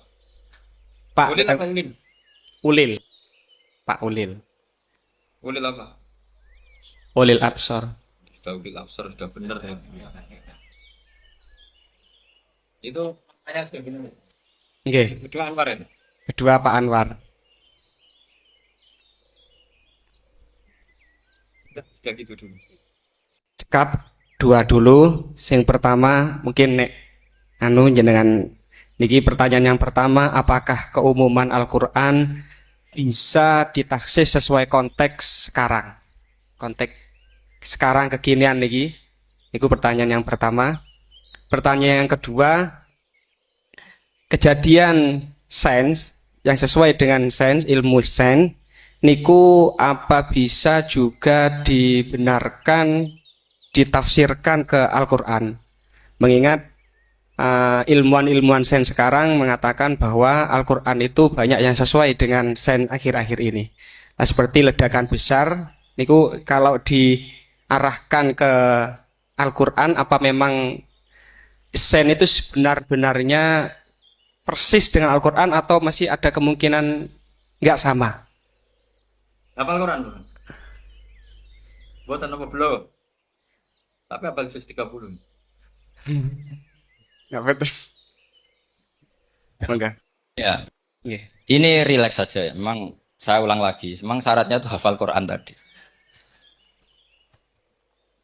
Enggak, karena begini, saya berkali-kali berdebat sama orang-orang liberal.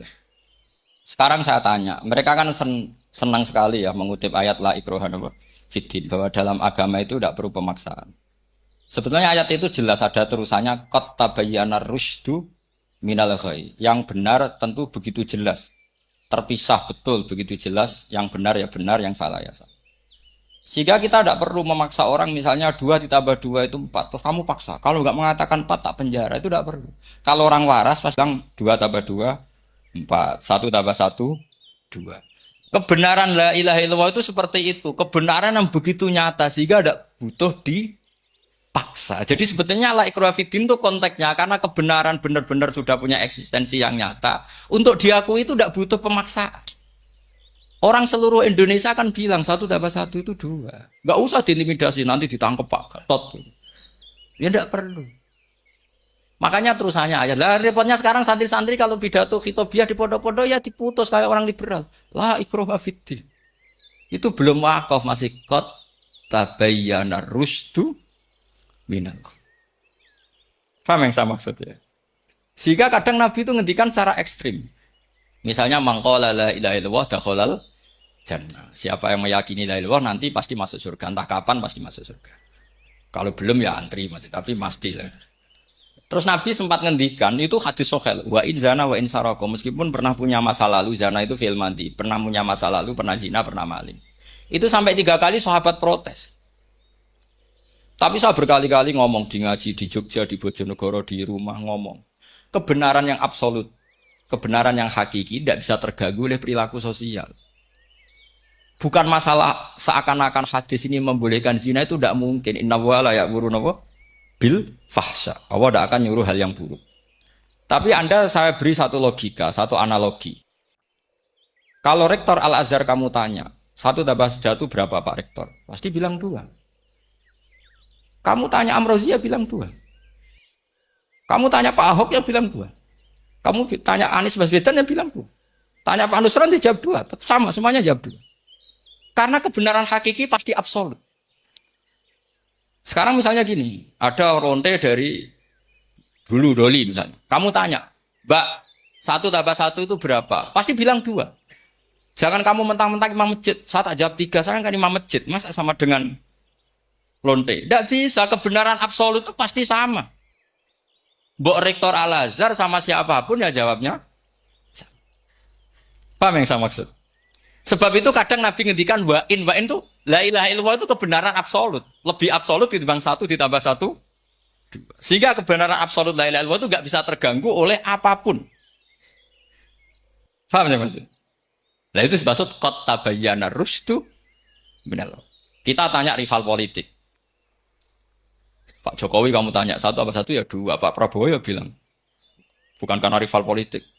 Tadi Pak Jokowi jawab berapa? 2. Ya udahlah 4. Tidak ada seperti itu. Itu disebut qad tabayyana rusydu. Nah kembali ke ide tadi. Ide bahwa wukuf boleh di mana saja, terus boleh tidak syawal, itu udah ide. Sebenarnya sampean mikir saja itu sudah kriminal. Berarti sampean ngapalkan pikiran salah. Ya. Karena kalau kita diskusikan itu lucu sekali. Karena ya itu sudah begini loh kaidah khilaf itu. Saya kasih tahu. Walaysa kullu khilafin jaa mu'tabara illa khilafal ladzi khadzum minan nadhari. Tidak semua khilaf itu dianggap satu khilaf, satu perbedaan pendapat kalau kualitasnya enggak sama-sama mutu. Kalau yang satu enggak mutu itu enggak dianggap khilaf, enggak level. Itu tadi misalnya Imam Ghazali ngendikan begini, qala al-Ghazali gini-gini. Pasti saingannya ya qala Nawawi atau qala Al-Qurtubi atau qala siapa. Jangan qala al-Ghazali terus kamu saingi. Menurut Ustadz dari Solo, dari Jogja, wah ya udah level masa Imam Ghazali disaingi. Itu aturannya seperti itu. Ini jelas. Rasulullah sendiri yang ngendikan al-hajju arafah, bahwa syarat sahnya haji adalah wukuf, dan Nabi menyebut. Tentu kita tidak pernah memperbandingkan apa yang disabdakan Nabi dengan yang jadi pikiran mereka. Kalau mereka alasannya karena orang bergumul di situ, di Mina, di Arafah, gara-gara waktunya sama, titiknya sama, terus terjadi kematian gini. Apa yang nggak wukuf di Arafah itu hidup semua. Itu kan kayak dalilnya orang rokok. Rokok mari cepat mati. Oh, sing ora rokok ya mati. Orang-orang jil juga mati. Orang-orang liberal yang pikirannya katanya ingin menyelamatkan kehidupan juga pada akhirnya mereka mati. Mendingan mati di Arafah keren di tanah suci. Bodoh usah begitu. Sebenarnya begini loh. Mereka itu menjadi salah karena nggak mau ngaji fikih secara serius. Saya itu memang menyesal sekali ya. Kenapa sih orang wukuf itu kok dungani suwira barbar itu memang sakit ini. Boleh dungo itu yakin pangeran apian sedih itu tetap dituruti. Gitu aja gak usah lama-lama. Ya kata hikam kan gitu. Ngelingno pangeran udah suwi-suwi. Sing perlu dielingno sing iso lali. Pangeran iso lali kok amen mbok elingno wae kan gitu cara madzhab hikam. Makanya kata madzhab hikam kan gitu. Wa inna ma yunabbahu man yajuzu alaihil ikhfal. Yang boleh diingatkan yang mungkin lupa. Tapi kalau masih ingat ya sudah tidak usah diingatkan lagi. Doa itu sekali saja. Saya ini termasuk korban kitab hikam. Saya itu berkali-kali ke Mekah. Itu saya kalau dongo itu pertama di Multazam berdoa. Itu saya sebagai santri. Ya pas di Multazam ingin berdoa lagi. Tapi mesti spontan itu ingat hikam. Yang boleh diingatkan yang mungkin lupa. Akhirnya bilang, ya sudah tadi Gusti. Ya gitu dong. Di putaran ketiga bilang, tadi loh Gusti. Ya gitu terus. Karena memang saya malu mengingatkan zat yang nggak mungkin lupa. Tapi sampean jangan ikut saya, ini kriminal. Ini termasuk sisi-sisi kriminal ilmu saya. Tapi ilmunya ada, sampean cari di hikam. Wa inna ma yunabbahu man yajuzu alihil ikhfal. Yang boleh diingatkan yang potensi lupa. Mungkin Anda punya dalih. Wah aku dongo mau nunjukno butuh Gus, tapi rakemin disembadani. Ya alhamdulillah aku yang ngono. Tapi tak pikir makom sampean tidak seperti itu. Tetap kepengen disembadani. Lalu pertanyaannya kemudian, kalau kita ngikuti fikih, sebetulnya nggak perlu menumpuk di Arafah. Sama cari di takrib, di mu'in, di semua bab fikih. Wukuf di Arafah itu sah dan nggak perlu muksun. Walau mutarodidan, meskipun hanya jalan-jalan. Bahkan di Fathul Mu'in diberi walau lagi, walau fitolabi abidin. Moro Arafah, golek duit ceblok atau golek apa, ini ya wis sah. Lu andai kan semua melakukan itu nge-shift muter saja kan selesai kan. Mari terus dodongkrok di situ lama-lama. Iya enggak? Zaman Fathul Mu'in itu dihentikan walau mutarodidan, lewat tok itu sudah sah. Bahkan walau fitolabi abikan meskipun tidak punya niat wukuf. Pokoknya ke situ, ya sudah nyari-nyari apa. Sing mari menumpuk gara-gara semua itu ingin ideal. Wah mumpung di Arafah, ngentekno Tegal, ngentekno sawah. Wah sudah. Makanya kalau haji itu sama orang yang ngedol Tegal mesti seru. Wah itu nangis. Haji ke orang alim atau orang KBIH gak iso nangis karena malah badi kan dia kan gak pati iso nangis mesti itu. Nah ini kan, ini penting saya utarakan. Jadi andikan orang itu ya haji kayak orang-orang alim. Setahu saya orang-orang alim kalau haji ya biasa saja. Sekadarnya. Karena ya dia tahu ini masalah karena nanti ganggu yang lain. Sekadarnya. Karena kita ini berlebihan. Akhirnya menumpuk di situ. Padahal fikih zaman dulu sudah mengatakan walau mutarodidan fitolabi abikin. Jelas itu takbirnya. Masih ingat atau tidak takbir? Harus ingat kan? Jadi ini kan problem kita lagi-lagi tidak hafal. Kita tidak menguasai ngotok fikih. Saya dulu sinau Fathul Mu'in, makanya Gus Zofur itu cerita. Kita ini hidup, Gus Zofur sering cerita ke saya, kita ini hidup berkah. Zaman saya jenengan itu rata-rata teman-teman Fathul Mu'in itu setengah hafal i'anah. Ya karena kompetitornya ya baik, peminatnya ya baik. Dulu saking senengnya Gus Naji sama ilmu itu, beliau pernah ikut Fathul Mu'in era saya. Padahal sudah dari Mekah lama. Saking senengnya ilmu. Jadi kita dulu biasa diskusi dengan Gus Naji, dengan Gus Zofur karena saking senengnya ilmu. Ya itu tadi. Karena memang ilmu itu asik. Tapi kita ini belajar fikih itu tidak seperti itu. Kita sudah kayak sudah kayak orang-orang yang nggak mau fikih. Wong nak ndonga ning Arafah gini-gini terus. Ya hanya gitu-gitu dok. Enggak mikir kalau ganggu orang lain gini gue enggak dipikir. Itu satu. Jadi menurut saya sampean jangan pernah terlintas bahwa pendapat jil atau apa saja itu pendapat. Walaysa kullu khilafin ja'a mu'tabara illa khilafal ladzi khaddu minan nadhari. Tidak semua khilaf itu kita hitung khilaf kecuali yang kualitasnya. Kecuali begini kualitasnya agak sama. Misalnya sholat jenazah. Sholat jenazah itu trennya kan mayit di depan, terus imamnya itu di belakang. Nah itu boleh, ada ulama mengatakan nggak apa-apa.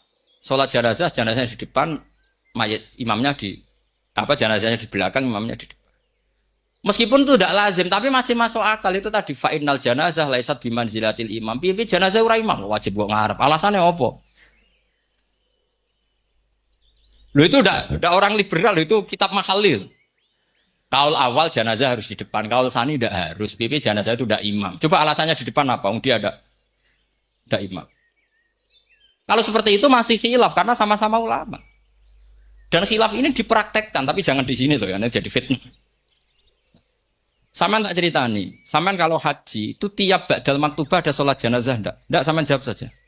Yang pernah haji, tiap maktubah kan ada sholat jenazah. Itu jenazahnya di depan apa di kamar mayat? Itu bukan goib loh, orangnya masih belum dikubur. Enggak, saman jawab saja. Di kamar mayat, enggak semuanya dibawa ke depan. Artinya ada konteks tertentu, mungkin kauliku ya ono gunane dalam konteks Mekah karena orangnya banyak sibuk, ora kober gawa napa? Jenazah. Tapi nak dalam konteks Indonesia ya suul adab. Wong keren pisan kok ngarepe kok ora oleh gitu. Jadi maksud.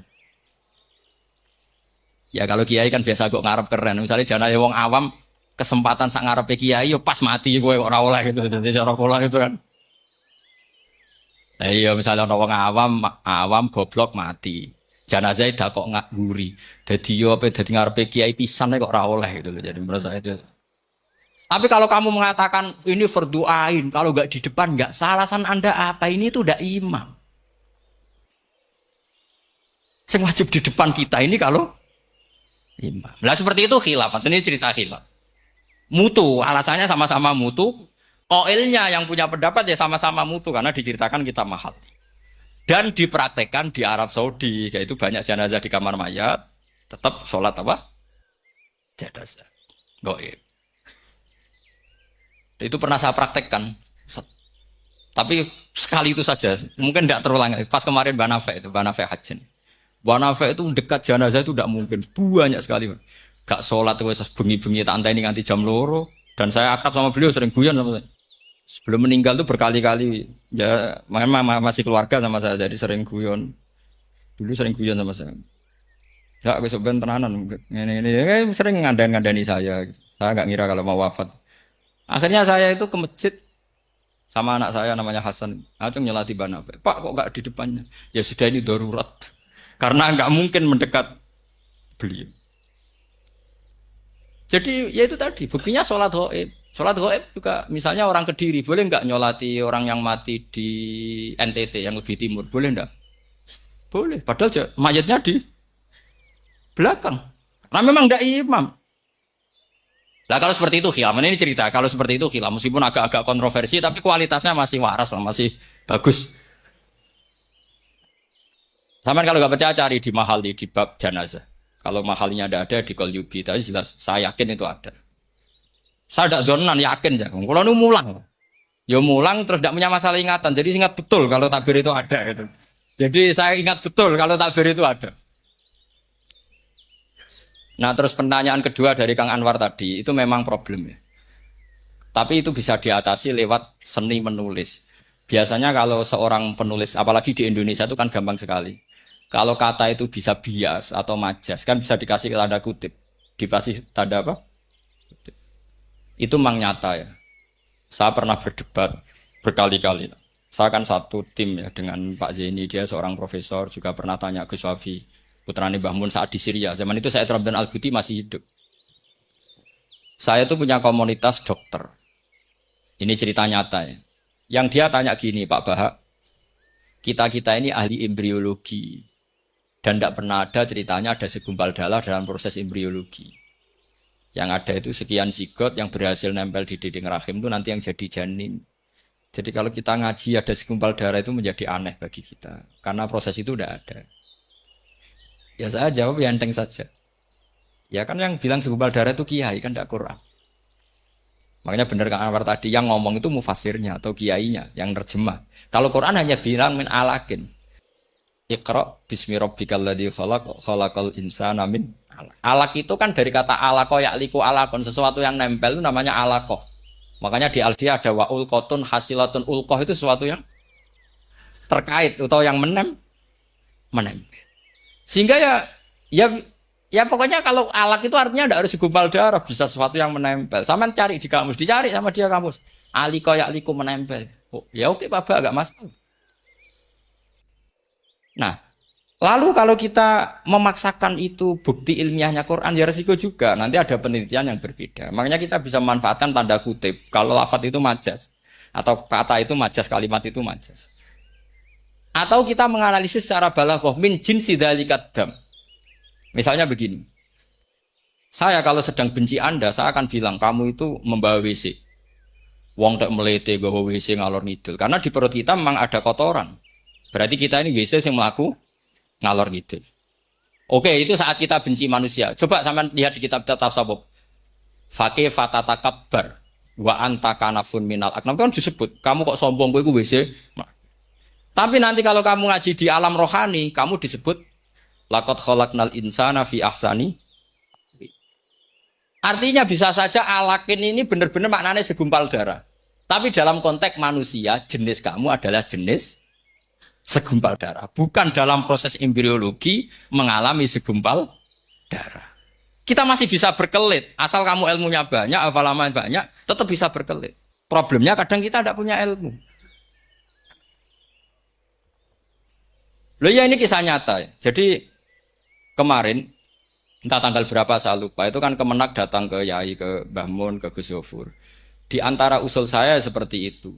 Kok terjemah Kemenak, kalau yang terkait sain itu dikasih bahasa yang bias. Karena nanti kalau tidak bias, ini nanti ada penelitian kelihatan Quran dianggap loh ya, dianggap salah. Sebenarnya salah yang terjemah. Atau kita yakin sesuai ilmiah ternyata suatu saat ada penemuan yang berbeda. Kita bisa manfaatkan tadi seni menulis tadi, misalnya tanda kutip atau dipakai kata bias. Ya misalnya begini, contoh paling gampang tadi, misalnya kita bangga misalnya Quran terbukti benar ketika mengatakan wa ja'ala bainahuma barzakha wa hijra mahjura, antara air tawar dan air laut itu ada pemisah. Kita mungkin ya setuju nyari-nyari ayat tentang Big Bang, tentang apa ledakan yang dahsyat. Tapi apapun itu teori itu bisa iya bisa tidak. Nah itu kita bisa manfaatkan tanda kutip. Atau seni pakai lughat. Saya beri contoh seni lughat begini. Keyakinan santri yang di sini, yang di kewajian sini. Makhluk itu yang terkenal kan 3. Manusia, jin, terus setan. Sudah kan 3 itu. Keyakinan sampean manusia dengan jin sama apa enggak? Beda kan, katanya beda. Terus jin dengan setan itu beda apa sama? Enggak, sampean jawab. Beda, rata-rata santri fikih bilang beda. Karena jin itu bisa mukallaf, bisa sholat, bisa enggak. Kalau setan pasti enggak sholat. Tapi pecinta orang sholat dia. Kalau orang sholat datang, penggemar dia. Mau ganggu. Nah sekarang pertanyaannya gini. Lalu ketika para ulama mengatakan jin dan malaikat itu beda, jin dengan setan beda. Tapi di Quran itu ada loh ayat. Fasajadu illa iblis. Kana minal jinni fafasaqa an amri rabbi. Jelas ayatnya di surat Isra kalau nggak salah tuh. Kana minal jin. Kana ono sopo iblis iku minal jinni. Padahal tadi Anda yakin iblis dan jin itu tidak sekategori. Tapi ayat itu kana minal jin. Caranya gimana gampang? Sama cari di tafsir Baghawi atau tafsir Ibnu Katsir. Caranya adalah dianalisis secara lughat. Sesuatu yang enggak kelihatan atau yang gelap disebut jannah. Misalnya malam, kata Quran apa? Falamma janna alaihi lailu ra'a kaukaba. Karena malam itu gelap disebut jannah. Orang yang gila karena masturul akli disebut majnun. Karena madatul kalimah sama-sama jinnun. Madatul kalimah kan sama kan? Jim nun musyaddad berarti jim nun. Saya ulang lagi ya. Kalau malam disebut falamma janna alaihi lailu. Kalau orang masturul akli disebut majnun. Orang dalam kandungan disebut janin. Kullu dzalika yusamma bidzalik li'annahu mastur. Semua dinamakan itu karena mastur tidak kelihatan. Nah, sekarang sampai tak tanya, iblis itu kelihatan apa enggak? Enggak, berarti kalau kana ana sapa iblis minal jinni setengah barang sing ora ketok.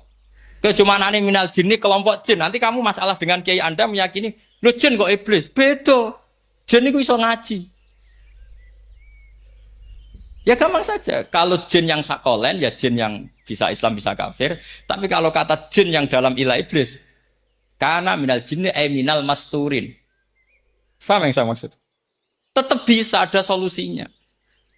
Makanya ngaji itu jangan hanya Ibnu Katsir. Ibnu Katsir itu beliau hanya menjawab lewat riwayat. Beliau jarang bermain di lafaz. Tapi kalau sampean ngaji kayak tafsir Baghawi, kayak tafsir apa itu? Subhanallah. Ya Baghawi terus Bedawi. Itu nganalisnya sering pakai lafaz dan itu menjadi mudah. Misalnya lagi begini. Salat kita ini ya salat yang muftatahatun bitakbir, muftatamatun bitaslim. Tapi kita secara lughat jelas as-salat lughatan ad-du'a. Dan ada lafaz di Quran yang enggak mungkin kita maknani salat itu dengan makna salat sing mustalah alaihim tal fuqaha, yaitu di ayat khud min amwalihim shadaqatan tutahhiruhum wa tuzakkihim biha wa sholli alaihim inna sholataka sakanullah. Muhammad, kalau ada orang zakat ke kamu, sholli alaihim, kamu harus mensolati mereka. Wong cek urip kok di solati. Pasti maknane sholli ai utulahum, kamu mendo akan. Terus inna sholataka sakanullahum ai du'auka sakanullahum, doa kamu membuat mereka Faham sih kalau maksud? Lagi-lagi kita, kalau Anda janggal secara ilmiah, ya sama seperti misalnya, katanya bumi menurut Quran itu diciptakan dalam masa 6 hari. Padahal menurut teori Big Bang sekian juta tahun. Lu yaumin itu maknanya tidak harus 24 jam. Kullahinin bisa disebut kullah yaumin. Buktinya ayat yas'aluhu man fis samawati wal ard kulla yaumin huwa fi sya'an. Apa Allah memutus sesuatu nunggu 24 jam? Kullahinin wa kulla waqtin huwa fi sya'an. Makanya di terjemahan UII termasuk saya usul visitati ayam itu dalam 6 masa. Karena kalau orang bilang hari asumsinya itu 24 jam kali 6. Itu masih bisa, masih meskipun mungkin seperti itu, tapi ya mungkin tidak. Tapi kita masih bisa bermain kata gini, ku dinetralisir. Yaum maknanya khin. Napa maknanya napa? Khin. Kayak di apa? Yas'aluhu man fis samawati wal ardi kulla yaumin huwa fisa. Kayak di ayat lagi, limanil mulkul yaum. Allah tanya itu ketika di akhirat apa di dunia? Enggak, sama jawab. Di akhirat. Ketika nanti di akhirat Allah tanya, liman iku kedue sapa al mulku te kerajaan al yauma. Limanil mulkul yaum lillahil wahidil. Fa inna fil akhirah laisa hunaka yaumun wala hunaka sa'a wala hunaka misalnya arbaun wa isruna sa. Di akhirat enggak ada 24 jam. Istilahnya Allah ya limanil mulkul yaum. Paham sih kalau maksud? Jadi lagi-lagi syaratnya hafal tadi. Nah, jadi artinya lafadz yaum dipakai di Quran berapa kali? Konteksnya apa saja. Ya saya kira demikian. Mungkin kita anggap cekap ya karena tadi apa? Ini Jumatan terus tak pikir tanya itu ya saya yang tanya itu tadi. Ya nggak apa-apa kalau masih ada yang tanya. Tapi saya pikir ya itu tadi lah. Yang saya utarakan saya kira cukup. Kalau ingin alim memang syaratnya harus hafal banyak. Terus. Ya kalau ndak ya itu tadi. Harus orang sudah ndak ada semua. Terus tinggal kita yang hidup itu. Pasti kita alim sendiri itu. Ya pilihannya hanya itu. Tapi kalau ingin kompetisi masih gampang lah. Di Kediri banyak orang alim. Di Rembang banyak. Kan bisa. Cara Imam Bukhari al-luqiyu wal mu'asyarah. Bisa sering ketemu lewat ngaji kilatan atau ngaji. Karena kiai banyak. Ada yang kiai fanatik khatam, kilatan. Di sarang ya banyak kados Gus Said itu ngaji kudu khatam. Khatam itu barokah. Kan pernah mendengar. Ada kiai yang senengannya yang penting faham. Ada kiai yang kebetulan nasibnya baik, ya faham ya khatam. Itu ada santri macam-macam, yang penting khatam. Ono sing penting faham, sing penting ya penting untuk barokah. Terus repot aja gitu. Repot terus. Tapi yang penting itu saya mohon lah. Kalau orang lain tahu Quran lewat terjemah, kita kalau bisa jangan. Kita ini ngaji Jalalain, ngaji tafsir Sawi, ngaji macam-macam. Saya itu kalau sinau tafsir itu tak ulang-ulang. Saya itu sampai lupa khatam Jalalain berapa kali itu sampai lupa. Karena itu tadi, setiap saya baca pasti nanti analisisnya beda. Tadi misalnya u'budu rabbakum. Kalau dalam konteks orang kafir jelas wahidu rabbakum karena mereka masih melakukan isyrak.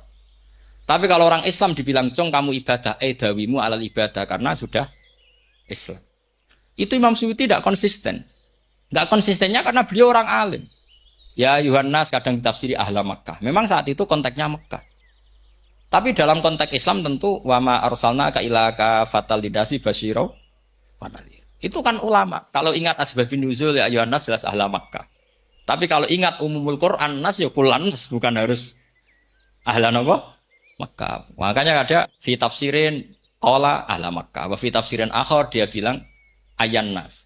Ini yang mengulang-ulang akan paham karena konteksnya apa? Beda. Lagi-lagi ya tadi harus hafal. Ayuhan nas dipakai Quran berapa kali? Konteksnya apa saja? Makanya Ibnu Abbas ketika ditanya bagaimana perbedaan ayat Makkiyah dan Madaniyah, beliau enteng jawab. Biasanya kalau surat Makkiyah dimulai ya ayuhan nas karena mereka zaman itu masih kafir belum berstatus mukmin.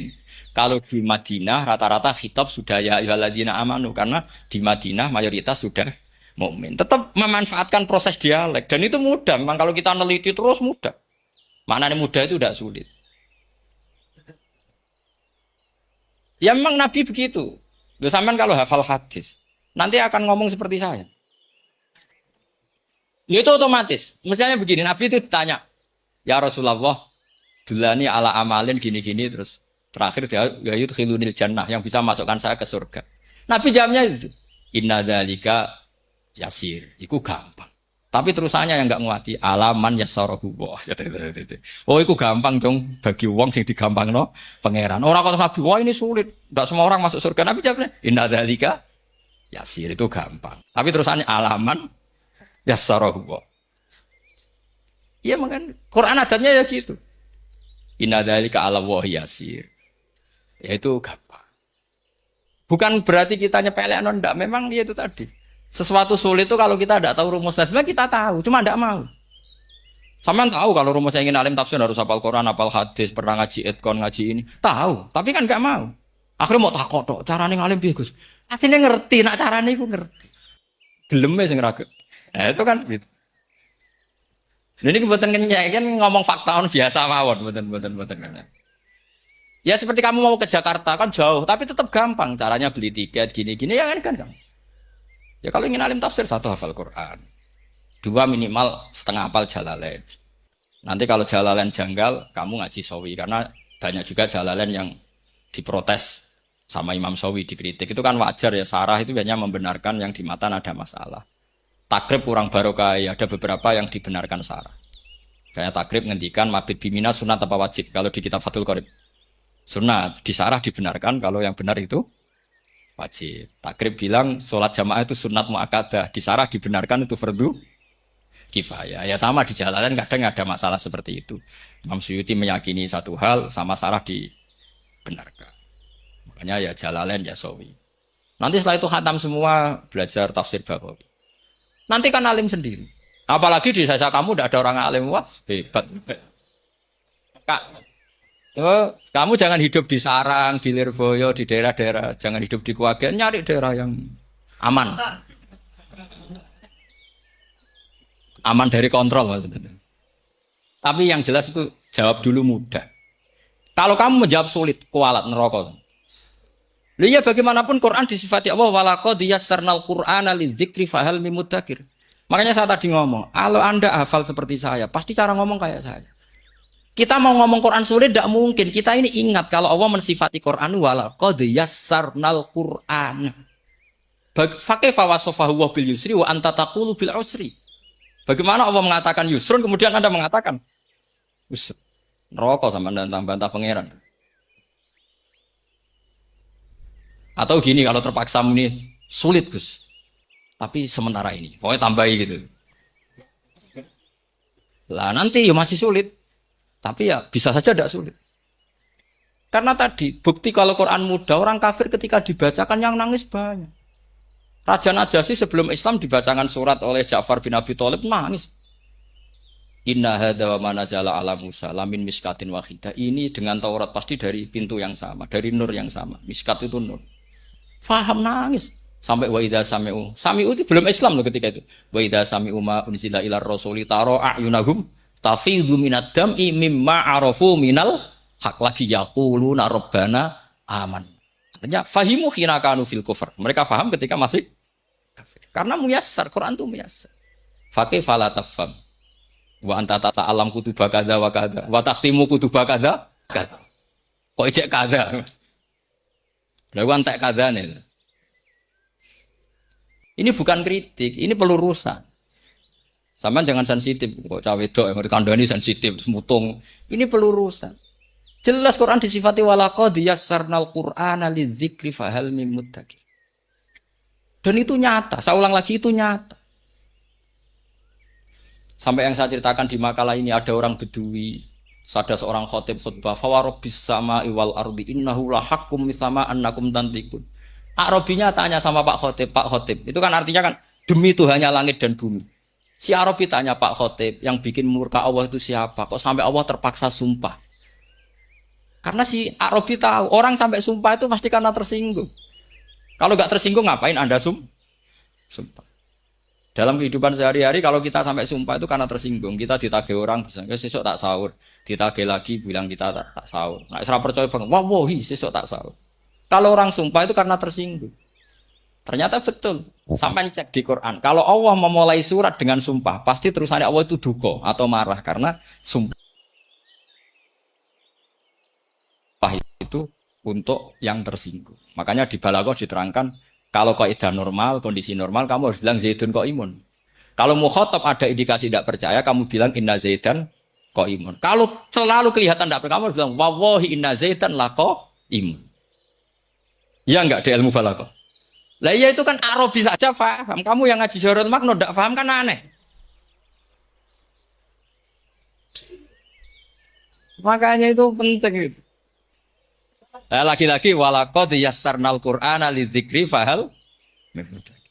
Ya doa ini bagian ustaz yang pun khusyuk nih kan donga ning bersane ini. Ampun kula.